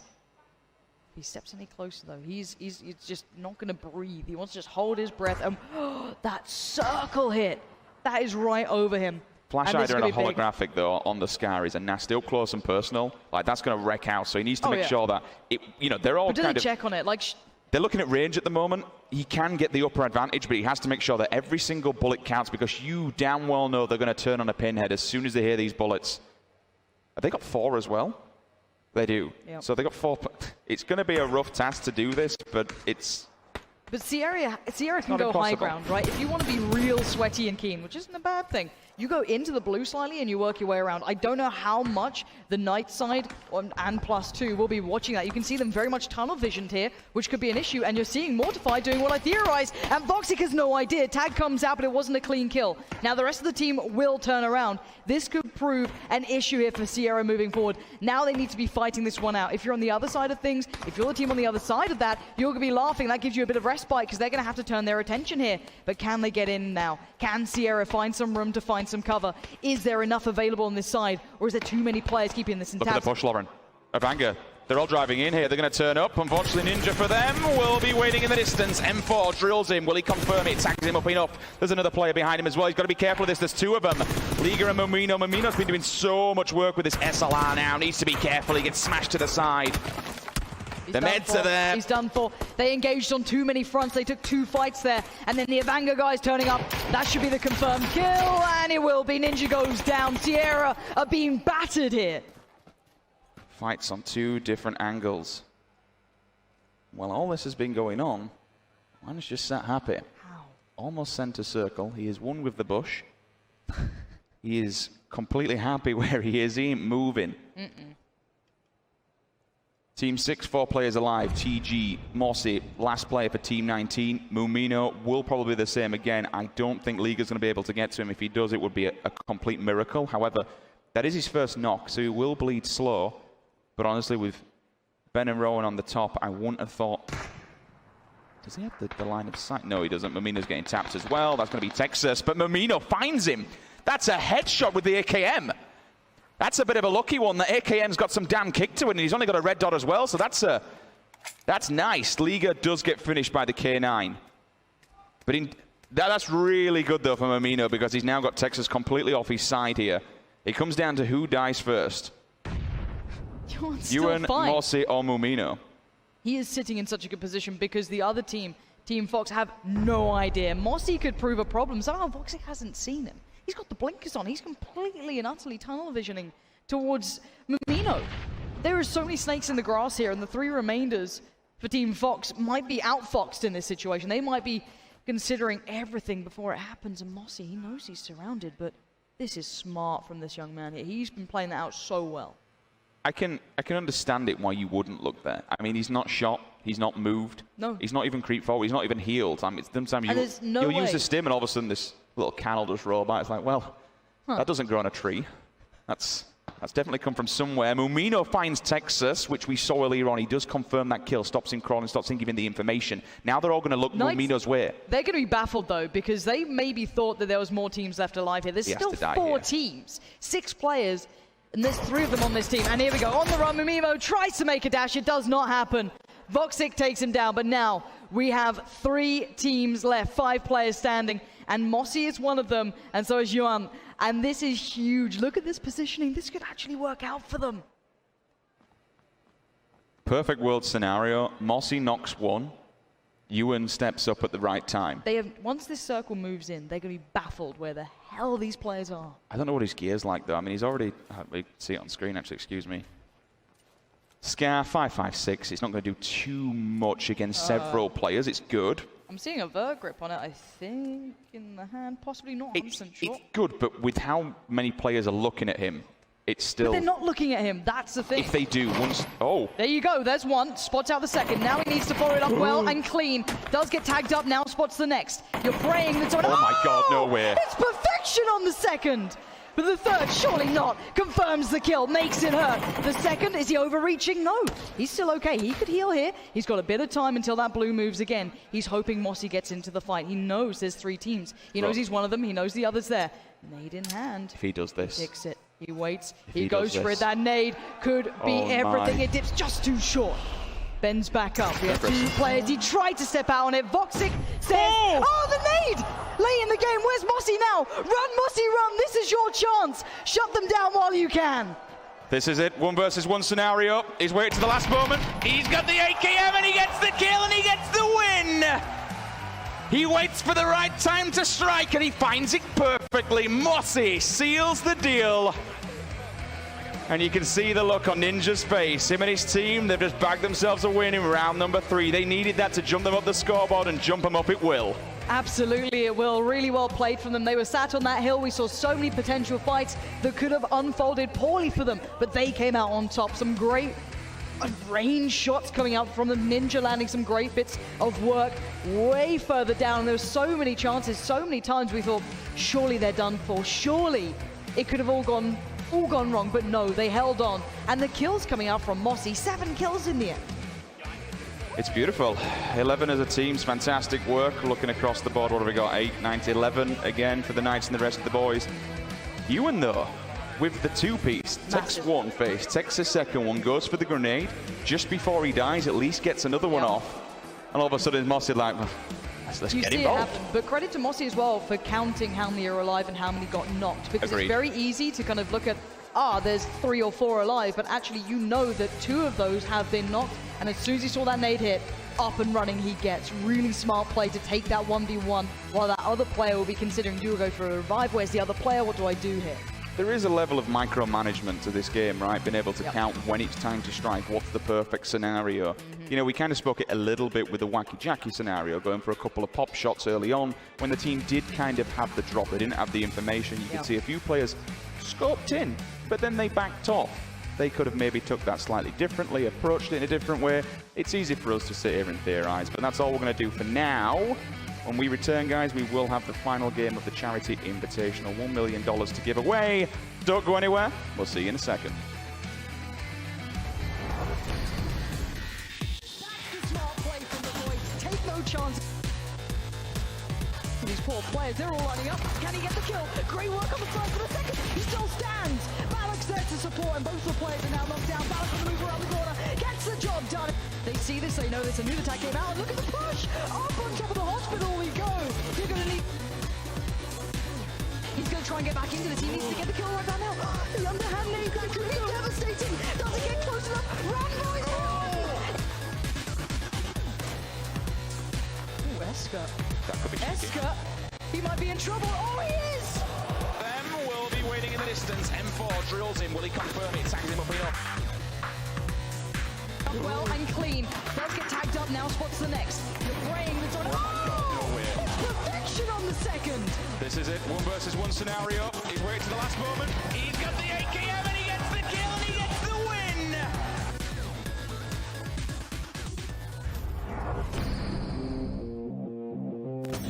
win. We like to be aggressive. We are naturally aggressive players. For these influencers, streamers, pro players, all for charity, keep in mind. These guys have put on a wonderful show thus far, and I think we're seeing something similar into this game as well. Yeah, we have to remember that at the end of the day, after all this is said and done, the people who are benefiting from this are the charities. This is all for a good cause and all for a ton of fun. We've been enjoying it. Hope you guys are enjoying out there as well. Make sure you're tweeting. This is the last game. Let's share it. Let's get some good viewership. The viewership's been pretty damn good this week, to be honest with you. Right. It's not bad. It's all right. Still got 2 days left as well. It's not bad. Can't complain, can't complain. Tell you what else you can't complain about. This playing route is lovely. Straight from down south, going all the way north, not quite central, a little bit more teetering towards the east coast, but still fairly open, allows everyone to go where they want to. And the thing is, it gives you a lot of options for cars as well. If you don't play this game that often, there's kind of higher chance areas and oh wow, now this is a busy place. This is it. All right, it's not quite school, but Shroud, he's pretty good at this. We've got a lot of big players here, a lot of big names, and Vard's already been knocked out by a Tommy gun. So I mean, it's not how you really want to be seeing that happen. But yeah, it is 3 teams, I'm pretty sure, if not more, maybe a couple of stragglers here or there. But Larsen's found the ang. He's gonna be looking up and over. Got to be careful, Balix. Got that mini which can do so much work, but in the back lines, the Doc is kicking off. Lost aiming gets confirmed as well. Larsen peeks up his head, and that gets ripped off. Almost goes down. 3 players already knocked, one of them completely killed and confirmed. Shroud on top of 1. Balok on the opposing side. You do have Larsen still clinging on for dear life. He's got no meds. Balok will go down the back way, so at least you cannot see him jumping off there. You'll still be kind of panicking a little bit to where he's lingering. Balok, I think, actually wants to confirm this kill. He's going to take the stairs. He should have an angle there on Larsen if he's not too careful. I'm watching that kill feed. Yep, indeed. Larsen actually gets him. He gets him on the stairs, Lauren. He had no health whatsoever, and he still managed to get the knock. That's huge. Yeah, it is. And in the meantime, you saw that Doc did manage to revive McCoy. So, I mean, they're back up. They're looking okay for now. That could change, though. And that circle could not be worse for these guys either. That is going to shift massively towards the north. Sharad is on the move, but I don't know how much he's got to work with here. Obviously, the scar's not bad. The guy can work with anything. We know what he's like. But the shot is sublime towards Larsen as well. What a pickup and a punish from Shroud. Mechanically good as anything. Balak still bleeding, though. He needs the help to get there. McCoy has gone down again. This is a very split team, and the pros aren't looking so pro anymore. How dare you touch my Balok. He managed to save him. And managed to get him up there. Does confirm Larsen on the top. We'll get the knock and the flush as well. As you did touching it there. Still lingering here. Seen him? This Vector's so disgusting. I don't think he saw the only it. The problem is it doesn't have an extended on it, Lauren. So 13 bullets. It's 45 ammo. You spray and pray and you miss any of these, they're just going to turn on you in a pinhead. Oh, look at that kill feed. Wait a minute. That's how many just died? A hell of a lot, but the Doc is still on the prowl. The shots come back in. Wick unleashes a couple of bullets, but do not mess with the Doc. Still cool and calm under pressure. Finds an angle. They always run out of bullets. As you said, no extend on it. It runs out real quick, and the pressure comes in from the back lines. That's a third party. Doc's wondering what on earth is going on, but he will not rest. He will not sit back. He's still alive. He goes back in. Oh! Relentless aggression from the Doc. Whips to the secondary, gets the knock. And he'll confirm the kill. GG, 15 points in the bag. There's still one inside bleeding out as well. 30 points in total for the Doc. Keeping control of himself there. Balok's back up as well, thanks to Shroud. Did they lose one during... Oh, Moondye and Grizzly. They want a piece of this. Wick's still bleeding out. He's not finished that one off. This is... The Doc needs support. He does. The problem is if that he extends a little bit too far around the opposing side, there are 2 players waiting for him. Shroud now with a red Doc gives him some sort of scope, but honestly, it's... But the Doc's still here. He could still be such a problem. And with Shroud finding Grizzly, that's the support I was talking about. The comms today, good work from those guys on Sierra. They're making these calls from Bravo, and now they're pushing in. The Doc's gone down, though. Moondye's found him. Where's the trade? It does come back in. Balak saves the day, but the Doc is dead and gone. That's a little bit unfortunate. They lose 2 during the entire altercations, but they do have... In fact, they don't. I'm talking rubbish here. They don't have control yet at Millie Base. There's still Ollie and Vard on the top of the apartment scoping across. Wick and the rest of his team. He might be John Wick in the seed who can do it a 1 versus 8, but things didn't go too well this time around. They've spotted each other. They've got to have seen each other, surely. It's very dark, though. The one thing about that building is the isolated one. It's really hard to see it. Balak, though, going to be spotted that time. 2 times more than adequate at this range. SLR, though, that could alleviate the pressure. That's not bad. And no helmets. You've got to be careful if you're on the other side here, because even though, yeah, it's Shroudless Balak, they can bang these shots pretty easy. So let's see if they can work out where these players are. Jeems, in the meantime, did find a couple of players. He's been doing some damage. You can see a bit of caution on this. Oh, Jeems. Casually jabs him in the back of the head. Oh, here we go. Balak's making a move. You can see the good movement from him, but the high ground is completely with Vardy. Spots him out, and they're completely in the open. Surely there's no hope now. Balak goes down. Shroud swiftly gets towards cover, gets tagged on the way, leans back. Oh, what a shot! Shroud is an animal right now, but can he do more? Please nade him. Oh, please. Shroud, please. Make it hurt. Do Go it. on, Shroud. Let's see what you can do. The rocket's going up. It comes down. It bounces. Oh, what? How is he alive?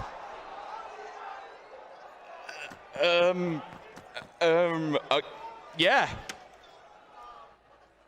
Okay, then.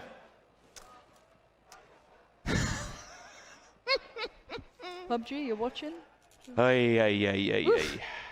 Look, Shroud doesn't know that was taken away from him. Yeah, he's like, nah, maybe it went too far. We'll roll with it. Yeah, it's fine. And they're getting the hell out of there. It's like you see the Terminator walking towards you. And Look, these air conditioning units on top of those, they were made from lithium, titanium, steel bricks. All right? We're gonna go with that one. Oof. Oof. Anyway, other than on there, Lauren, just casually, you know, level 3 vest, quick draw, 8x scope. There you go, winner. That's a beautiful little package. Why not? Molodoi through the fields. One of the Na'Vi players, no one around kicking it. Let's take a look at this circle and talk a bit more about the game further afield then. We've been focused so much on Millibase, we haven't really talked about the bigger picture. There have been players dropping down left, right and centre. 19 teams, 65 alive. Currently in the phase, the circle, it goes all the way to the north. We did have that northern plane that pretty much came in from the south and landed all the way up top. OMG firing on our way. They got themselves a little hill and a couple of vehicles so they can keep mobile if they need to. We have a good even spread of players up in that northern region of the circle. We do have all the way down at the bottom a full team in Novo. That's clean and clear if they want to go across the bridge. No one's watching the Milter side. We have a couple of late stragglers kind of lingering around the ferry pit. Should be easy for them. Again, no one's in Pachinki. No one's in Rosok. This is going to be a nice easy push all the way up to the north. The difficulty is Shroud. He's still got this 1 versus 2 engagement that he needs to take. There are vehicles there if he just wants to bail from it. Yeah. I just don't know how good his loot's going to be. It's probably going to be broken to some degree as well. Like your vest won't be sitting perfect, things like that, and you won't be having that full stack beside you. So you might want to go to a secondary loot location if you can find something quiet, or maybe pick up a couple of kills on the way. Obviously, just casually putting it out there for him. However, let's keep eyes across the board. As you said, a lot has been happening towards the north. We've been very focused on the south. A lot of teams moving in towards the likes of Severny, just north of Rosok as well. And you can imagine the pro players kind of more drawing their teammates as to where the best locations will be. This is completely on a bit of a tangent, but Molodoi, EBA on your screens in the centre. I'm looking forward to seeing the CIS boys in action tomorrow when we move into FPP. Like we didn't see, and again, I'm focusing a little bit too much on a different game now, but we didn't see the best of them throughout the third-person mode when it comes to Na'Vi and Avanga. I think tomorrow, things are really going to get heated. Things are really going to get a bit more spicy. The weekend is going to be fantastic. We've had a brilliant 3 days so far. There's only more action to come. I'm curious here. Shroud hasn't left. He had 2 vehicles that he could have used. Does he fancy it? I don't know if... Well, the thing is that Welcome to South George don't seem to know where the cars are. They might just be going for one further up, quite possibly. But that aside, we can keep eyes on that in the back. If we see it on the kill feed, we'll let you know. But he's sticking around. He had a car in front of him. He could have left. The problem is, in waiting, the rest of those players have been allowed to gear up. I was seeing 2-2s. They didn't even have a helmet before. I mean, that swing, that initial pick from Shroud to up to one player. So carry on going through. Rubius is pretty smashed a bit. Is he in it? No, he's not. He's on the back. No helmet as well. Shroud finally decides to... we got to move. I'm interested to see his gear, to be honest. I mean, if you were peeking that angle for a hell of a long time, surely he can't be that geared. Philippine 6 times on the back of the M4. I'm seeing level 2s. TG, Ninja and Josh. They're just across the bridge. They have a good elevated line of sight if anyone wants to come across the bridge. Ibra and Molodoy, players from Navi, have moved up. I would say the problem with Team 19, Josh OG, Ninja's team, the position that they're in is it gets tricky when you move towards the west because it's a relatively open field. Even though the position currently is very nice for holding any teams traversing. I think that was their intention here. But if the Na'Vi +2 team do decide to keep eyes towards the east for them, that's where you could see problems occurring. You can see teams getting the spots out. Whether or not you want to engage at this point, you're not going to confirm kills here more than likely. You might get a tag, maybe a knock, but you're also giving away your position. Not to kind of go too deep on this one, but if Ninja wins this event, if he did manage to pull this one out with the rest of TG and Josh, that'll be E3 event, a Twitch event, and Gamescom. 4 like major showcases that he will have claimed victory in, which is pretty damn good. Well, the problem is that you spoke about this and now it's going terribly wrong. Can you not apply the caster's curse? Look, Hopefully that's not a grenade this time round. Well, well, hopefully it's more like the one that Shroud threw rather than the one that he did. Revive comes out, and it looks like the Na'Vi side are going to be very proactive. Good angle from Ninja to try and keep tabs on this so they don't get caught off and surprised. Suppressing fire comes back in as Na'Vi determine that they want the high ground, which is not a bad idea at all. You can determine and kind of provide when you want to peak, but we'll see if they engage. Again, this is the problem with that position I was talking about, is the western push. It's very open. You can get pushed from it, even though it's a very good dip and defilade. Shaka, K9. Finds Philippin with a headshot. Easy for him, and not too will have to fall back, and he's got the vehicle, which he was moving quite fast. Didn't quite catch if he didn't have one or not, be able to give him some sort of cover and get the res off. Circle, it does shrink and it stays in the north, fixating on Severny. Quite a lot of teams already up there. Pride and waiting. Shroud still driving and chilling. Yes, they're in the kill feed. That's Willie Rex. That's going to be a headshot with the M24. Happy days for him. Ninja still getting smashed to pieces behind the cat. Josh OG potentially going down, which he does. Dingception, he will finish off the kill we were speaking about earlier on. Confirms him 15 points.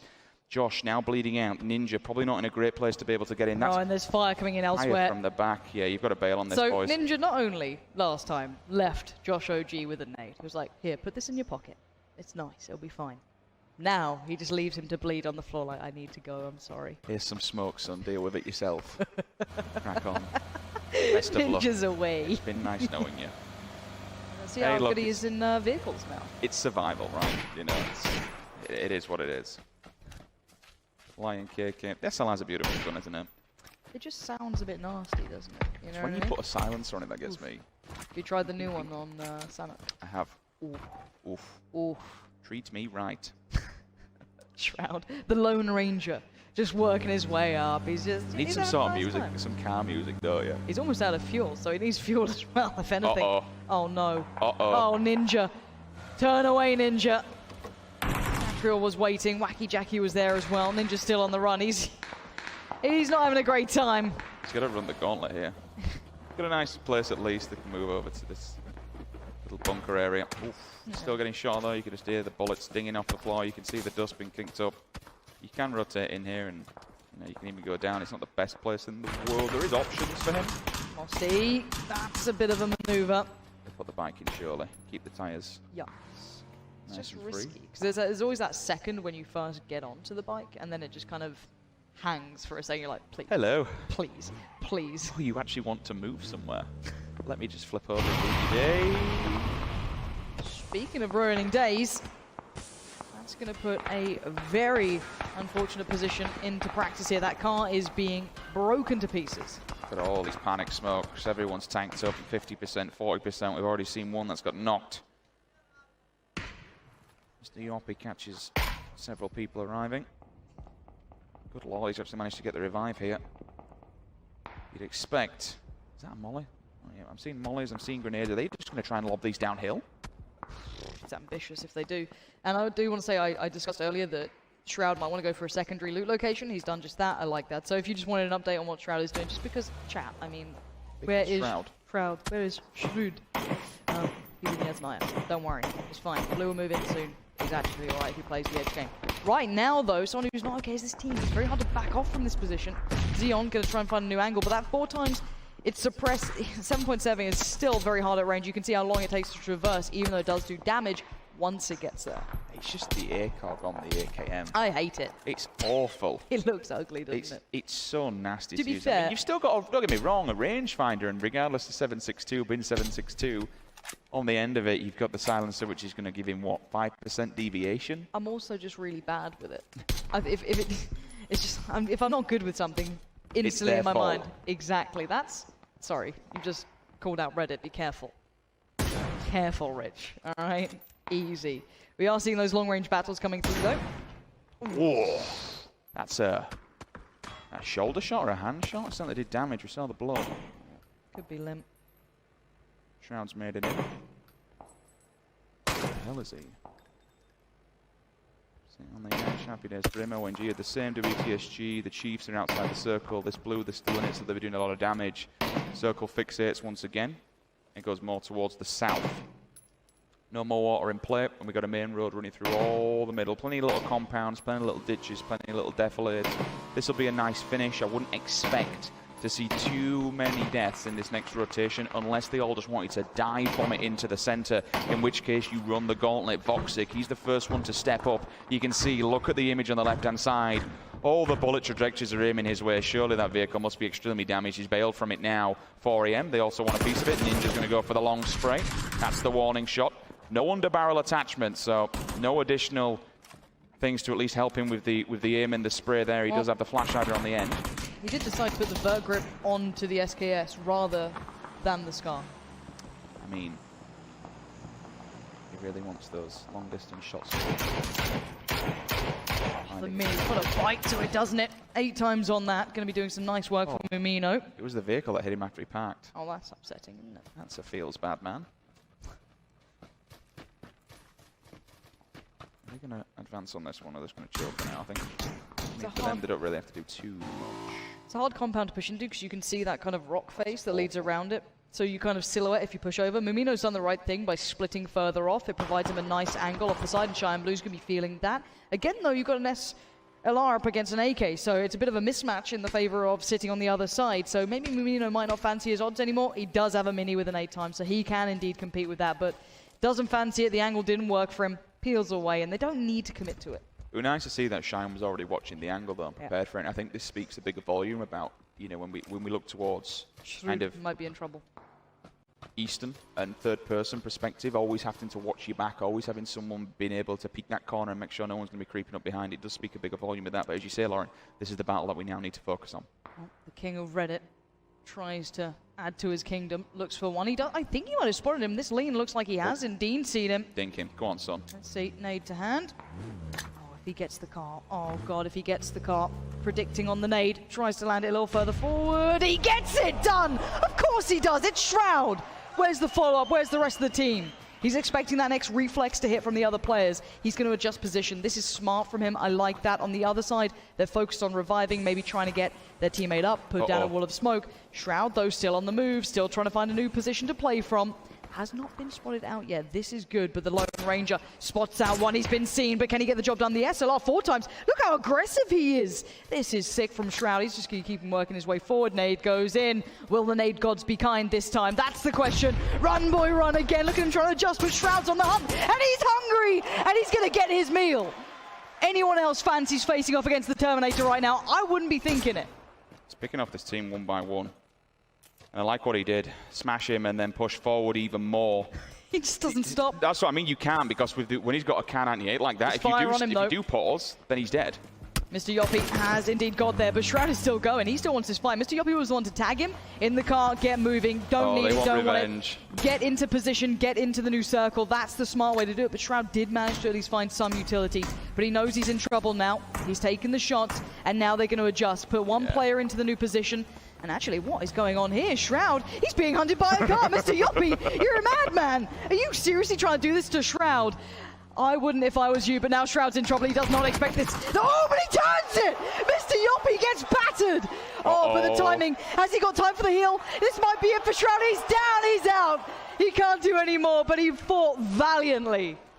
Hey, you've got to give that man a round of applause. To knock 3 individual players when you're a Lone Ranger, he did so much damage and he survived for so long.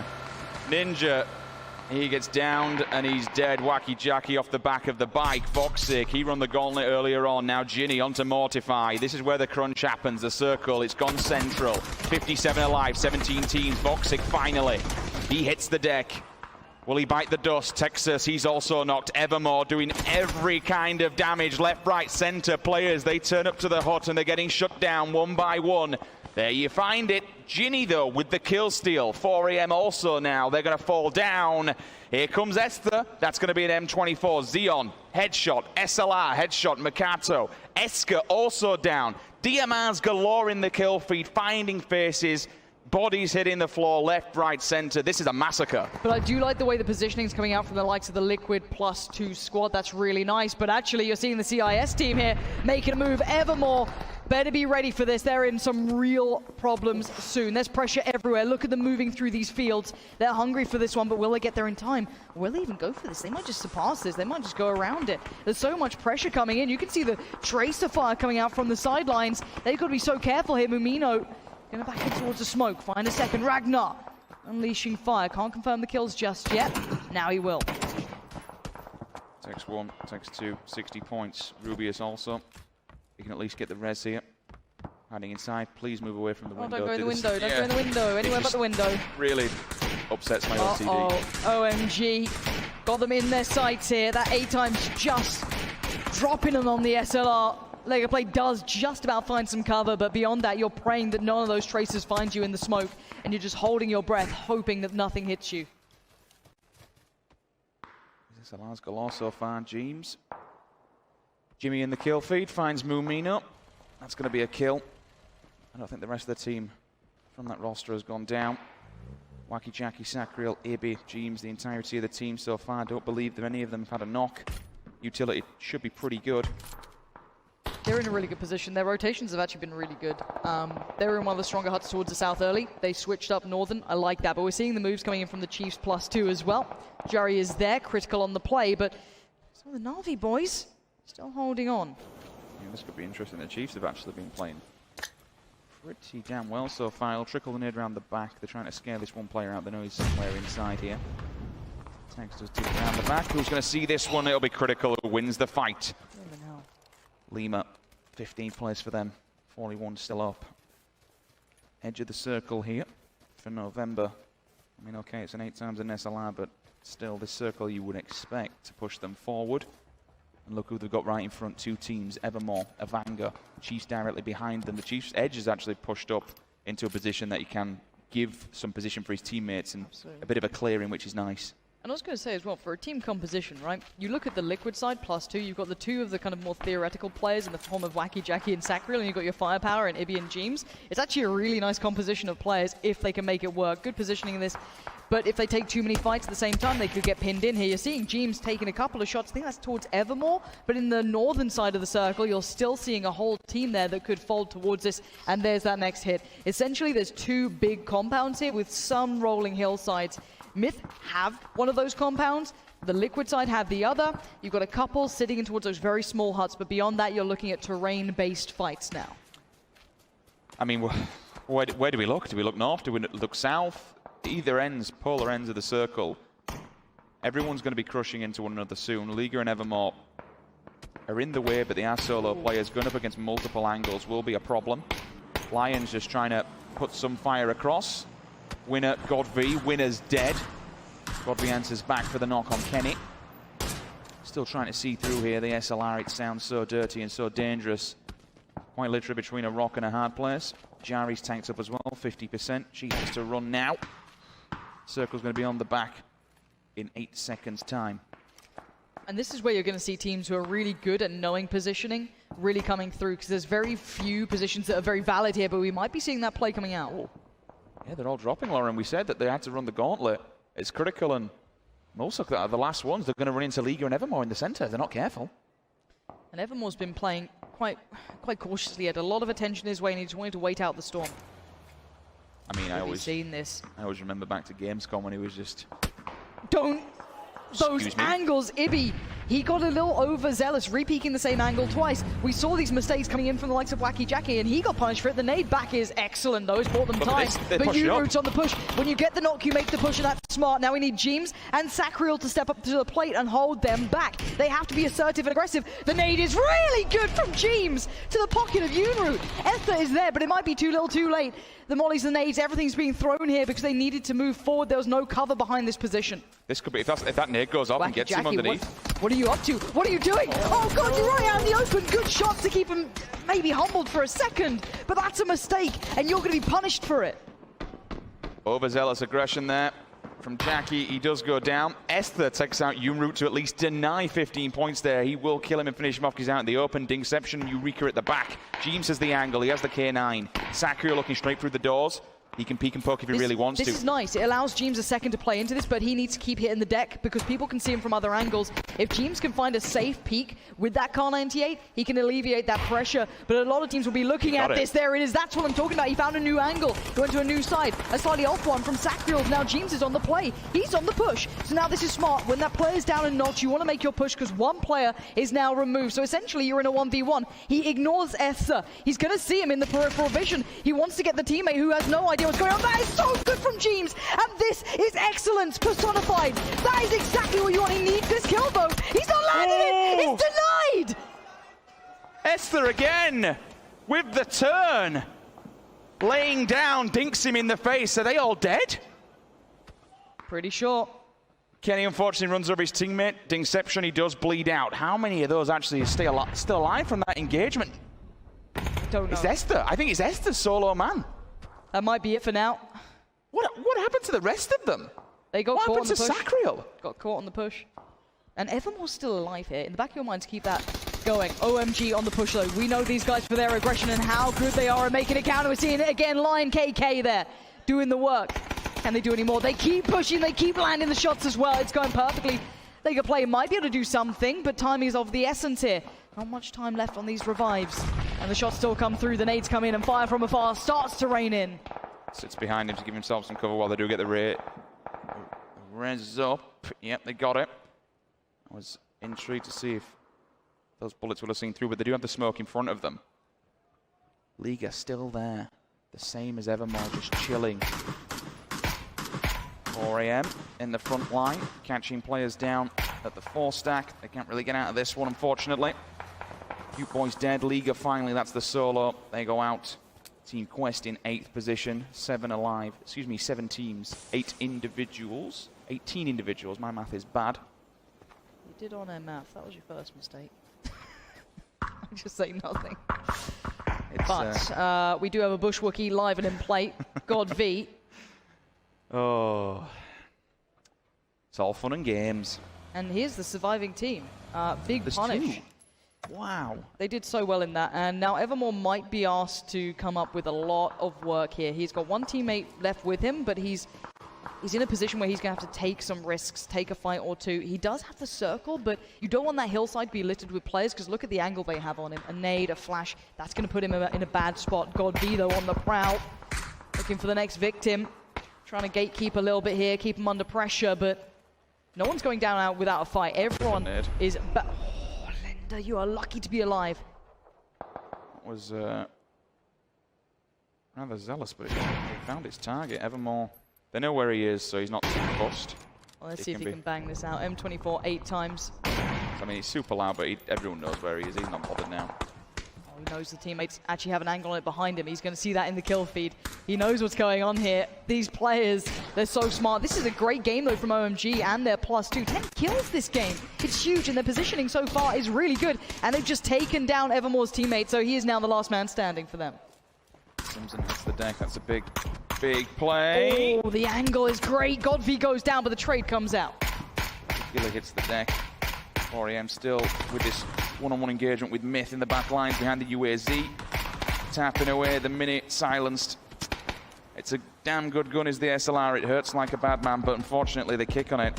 Trying to spray something like that, as opposed to bolt action. You can see Ben still chilling. Yeah, straight out, they're going for the tyres on that thing, because they have the option to bail from it, just get in and run. fully silenced up. Level 3, I didn't realize he had this kit, so he can at least afford to peek and poke. They do get the vehicles, he does get away, but how long can he survive? Several different angles underneath the vehicle. His teammates are dying all around him. And this third party on towards OMG is going to help Evermore. He can be happy about this because he's got such a long way to run. Guken needs to land these shots cleanly though, but tricky. You can't over-peek. You can't peek that angle too long because if someone lines up a shot on you, you know your helmet's going to be removed, even with that level 3. Let's remember that Evermore and his team are currently in the lead here. He needs to survive for as long as possible. He is the solo, so all these players that are dropping around him, the higher his team is climbing up that leaderboard, the more points they're putting in the bag. 4am find a second one for OMG. Don't be jumping like that. Put your head They're going to run. In the They're making a run for it. And the blue's going to kill him. Here comes the blue, and you've got to get past Evermore. He's waiting on the other side, and he might want to punish this. He does take down one, but can he do any more? Fire comes in, and you're going to see, Evermore! It may not be high at noon, but he's doing more than enough as it is. He's waiting it out now. There's a car beside him. He can still make a run for this. He's going to tank up. He's double tank. Oh, if he's going to do it, he needs to run now, though, because that blue's going to hurt so bad. It's so punishing. Here comes the nade. The Bush Wookiee looking aggressive. The nade comes out. It trickles down as well. That could be good. It is! Wiped out comes up on screen. That means 4am wiped all of MiTH. All 4 individual players are dead. Evermore, he's trying to heal through this one. And while teams are falling like that, Lauren, he's just staying alive and climbing up the leaderboard.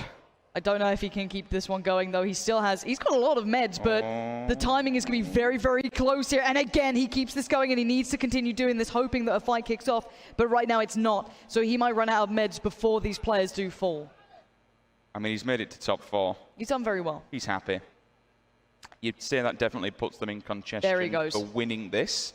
We won't confirm. Yes. This is a charity match until we get the finalized scores. We will be confirming that, but definitely they were in the lead. Now, we have some great players left here. godv is the one I'm loving for this. He's been playing well. Kenny on a sniper. An iconic duo. Not quite the classic that we're used to, but that SKS could still do well. And now godv's been very aggressive, very assertive. Ben could be a bit of a problem, though. Ben has that northern edge of the circle. No one's really near him. So, why did I even say that? But there's a little dip on that hill that makes it very hard to see. So even within 200 meters of things rendering in and not, i.e. grass, he can still play that out quite well. You can see it almost plateaus for a touch, so they can't quite see him too easy unless they're right up on top of him. Let's take a look at this. Esther and Eureka, they are outside of the circle. 2 members of 4am, they're already inside. godv's on the... He's holding the angle on the back line just to kind of give the information where the rest of Eureka and Esther are going to run to. I like it. He's the scout. He's the information. Yep. As soon as they start to move, he's going to call this one. And Kenny and his partner should push aggressively on it. Ben can just creep, to be honest with you. See, now, godv does have a mini, but on the other side, Esther, I think, has possibly either a 24 or a Car 98, so does have that one-shot kind of potential, but I don't know if godv's got a level 3 on, because he's got the ghillie, so that could make a big difference. That change coming in was huge, so now we're going to see these kind of awkward fights. So if you're in the top right, that's in the north of the circle. That's your CIS player who's been creeping his way in slowly but surely. The blue side with godv here has the players in the circle. But did godv spot him or is that just bait fire? That's just bait. He's trying to get teams. He's just checking all the angles. So godv there, probably your top fragger right now. 5 kills to his name. Ben is seeing this, but he's holding off. He's not wanting to fire. In the bottom right, Ether creeping his way forward as well, trying to find a way in. godv again, getting closer and closer here.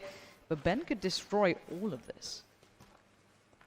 30 bullets, that's all he's got. godv's getting tapped up, he's laying down and praying they don't see any more, but the blue's on his back as well. That will do some damage. The nade could be good here. Here comes the fire though. Esther trying to fire back. He does take down one. He's going to move forward. Hits the deck again. godv is alive, but is looking worse for wear, and Ben is still in the background. Eureka moves forward. He gets down a few. Esther finds Kenny. godv falls. This is massive. We're down to 2 teams, and Ben is still alive here. It's a 1v1. He doesn't know it. He has no idea. He's only got 30 bullets, Rich. He's got to land so many of these. And now we wait and see. Eureka is bleeding out, maybe looking for information. Esther is okay. He's recovered now. But that blue, when it starts moving, things get scary. Ben has finally unleashed. He's used some of those 30 bullets. 25 bullets. 2 times the 416. And on the other side, Esther now knows roughly where he was, but he doesn't know exactly. And Ben's on the move. He's working his way forward. He wants a bit of this. I don't know what gear he's got, what he's rocking beyond that, but we know that Esther's feeling hot in this. He's got 8 kills. Esther's the slayer right now. He's been hot in this matchup. And now Ben Imagine if Ben does this. One of them's dropping their backpacks. This is smart. Whoever that was is playing a smart game. You want to kind of keep that lowest of profiles. He's got level 2 Look at in them the crawling pan. forward because the circle will land slap bang in the middle. It will move players forward. So now we have a level 2 helmet, at least on one. Esther, level 1 actually. No, I'm not sure because that jacket will sit over it. So again, Ben's gear isn't bad, but he's in the wrong angle. He's looking the wrong way here. So Esther is looking roughly in a better angle than Ben is. It's those 25 bullets though, Lauren. You've got to land your shots. Yeah, if you shed them, like... Blue's moving in, Rich. What can he do? It's pushing them closer and closer now. That will start really kicking off soon. They're going to have to keep crawling a little further forward every step of the way. So intense now. This could bait them out. This could be a huge bit of bait here from Ben. This could be smart. A bit of a fake smoke could really work in his favor. Watch Esther's POV. When he hears this, he should turn on a pinhead. I don't know if he threw it. I don't think he did. Ben now, he's creeping closer and closer. The two snakes in the grass, they're right next to each other. This is insane. Ben's only got 25 bullets to make this count. Who sees who? Oh, Ben gets a glimpse and he gets the kill, surely! Ben. 25 bullets, a ton of grass, and an absolute dream. Finds one of the best players in the world in the form of Esther from Genji Black to seal the deal, gets the chicken dinner, gets the win in the final round. Well, you know what, Rich? I'm not going to be wanting to count those points up because that's going to be an arduous task because there's a lot going on there. Let's head down to the analysis desk who can run us through that game we just saw.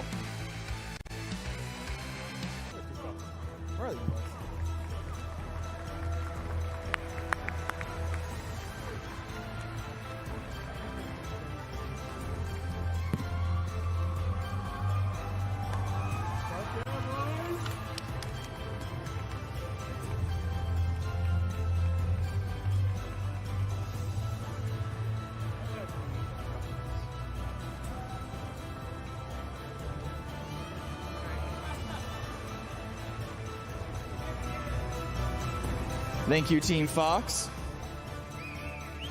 More pictures. All right, thank you, guys.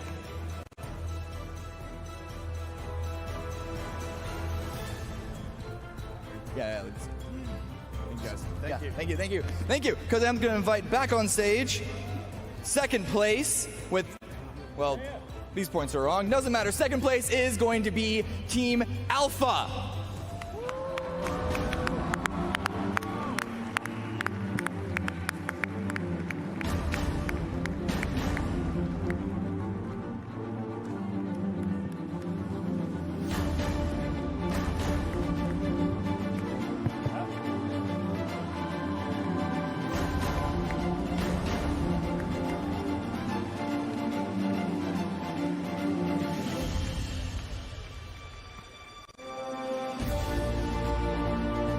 All right, thank you very much, Team Alpha. Congratulations, $300,000 to the charity of your choice.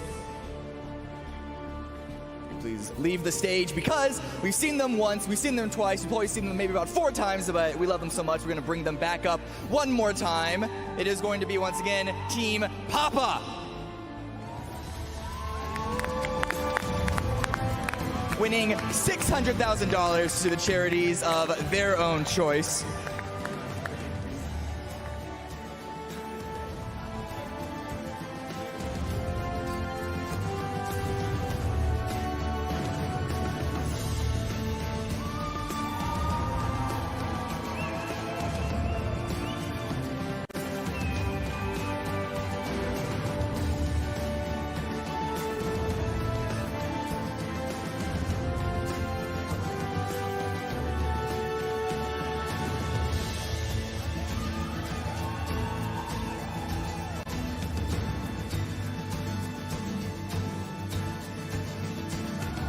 Brendan Green, Chung Hung Kim, thank you very much for joining me on this. But one more time, big congratulations to Team Pop-Up.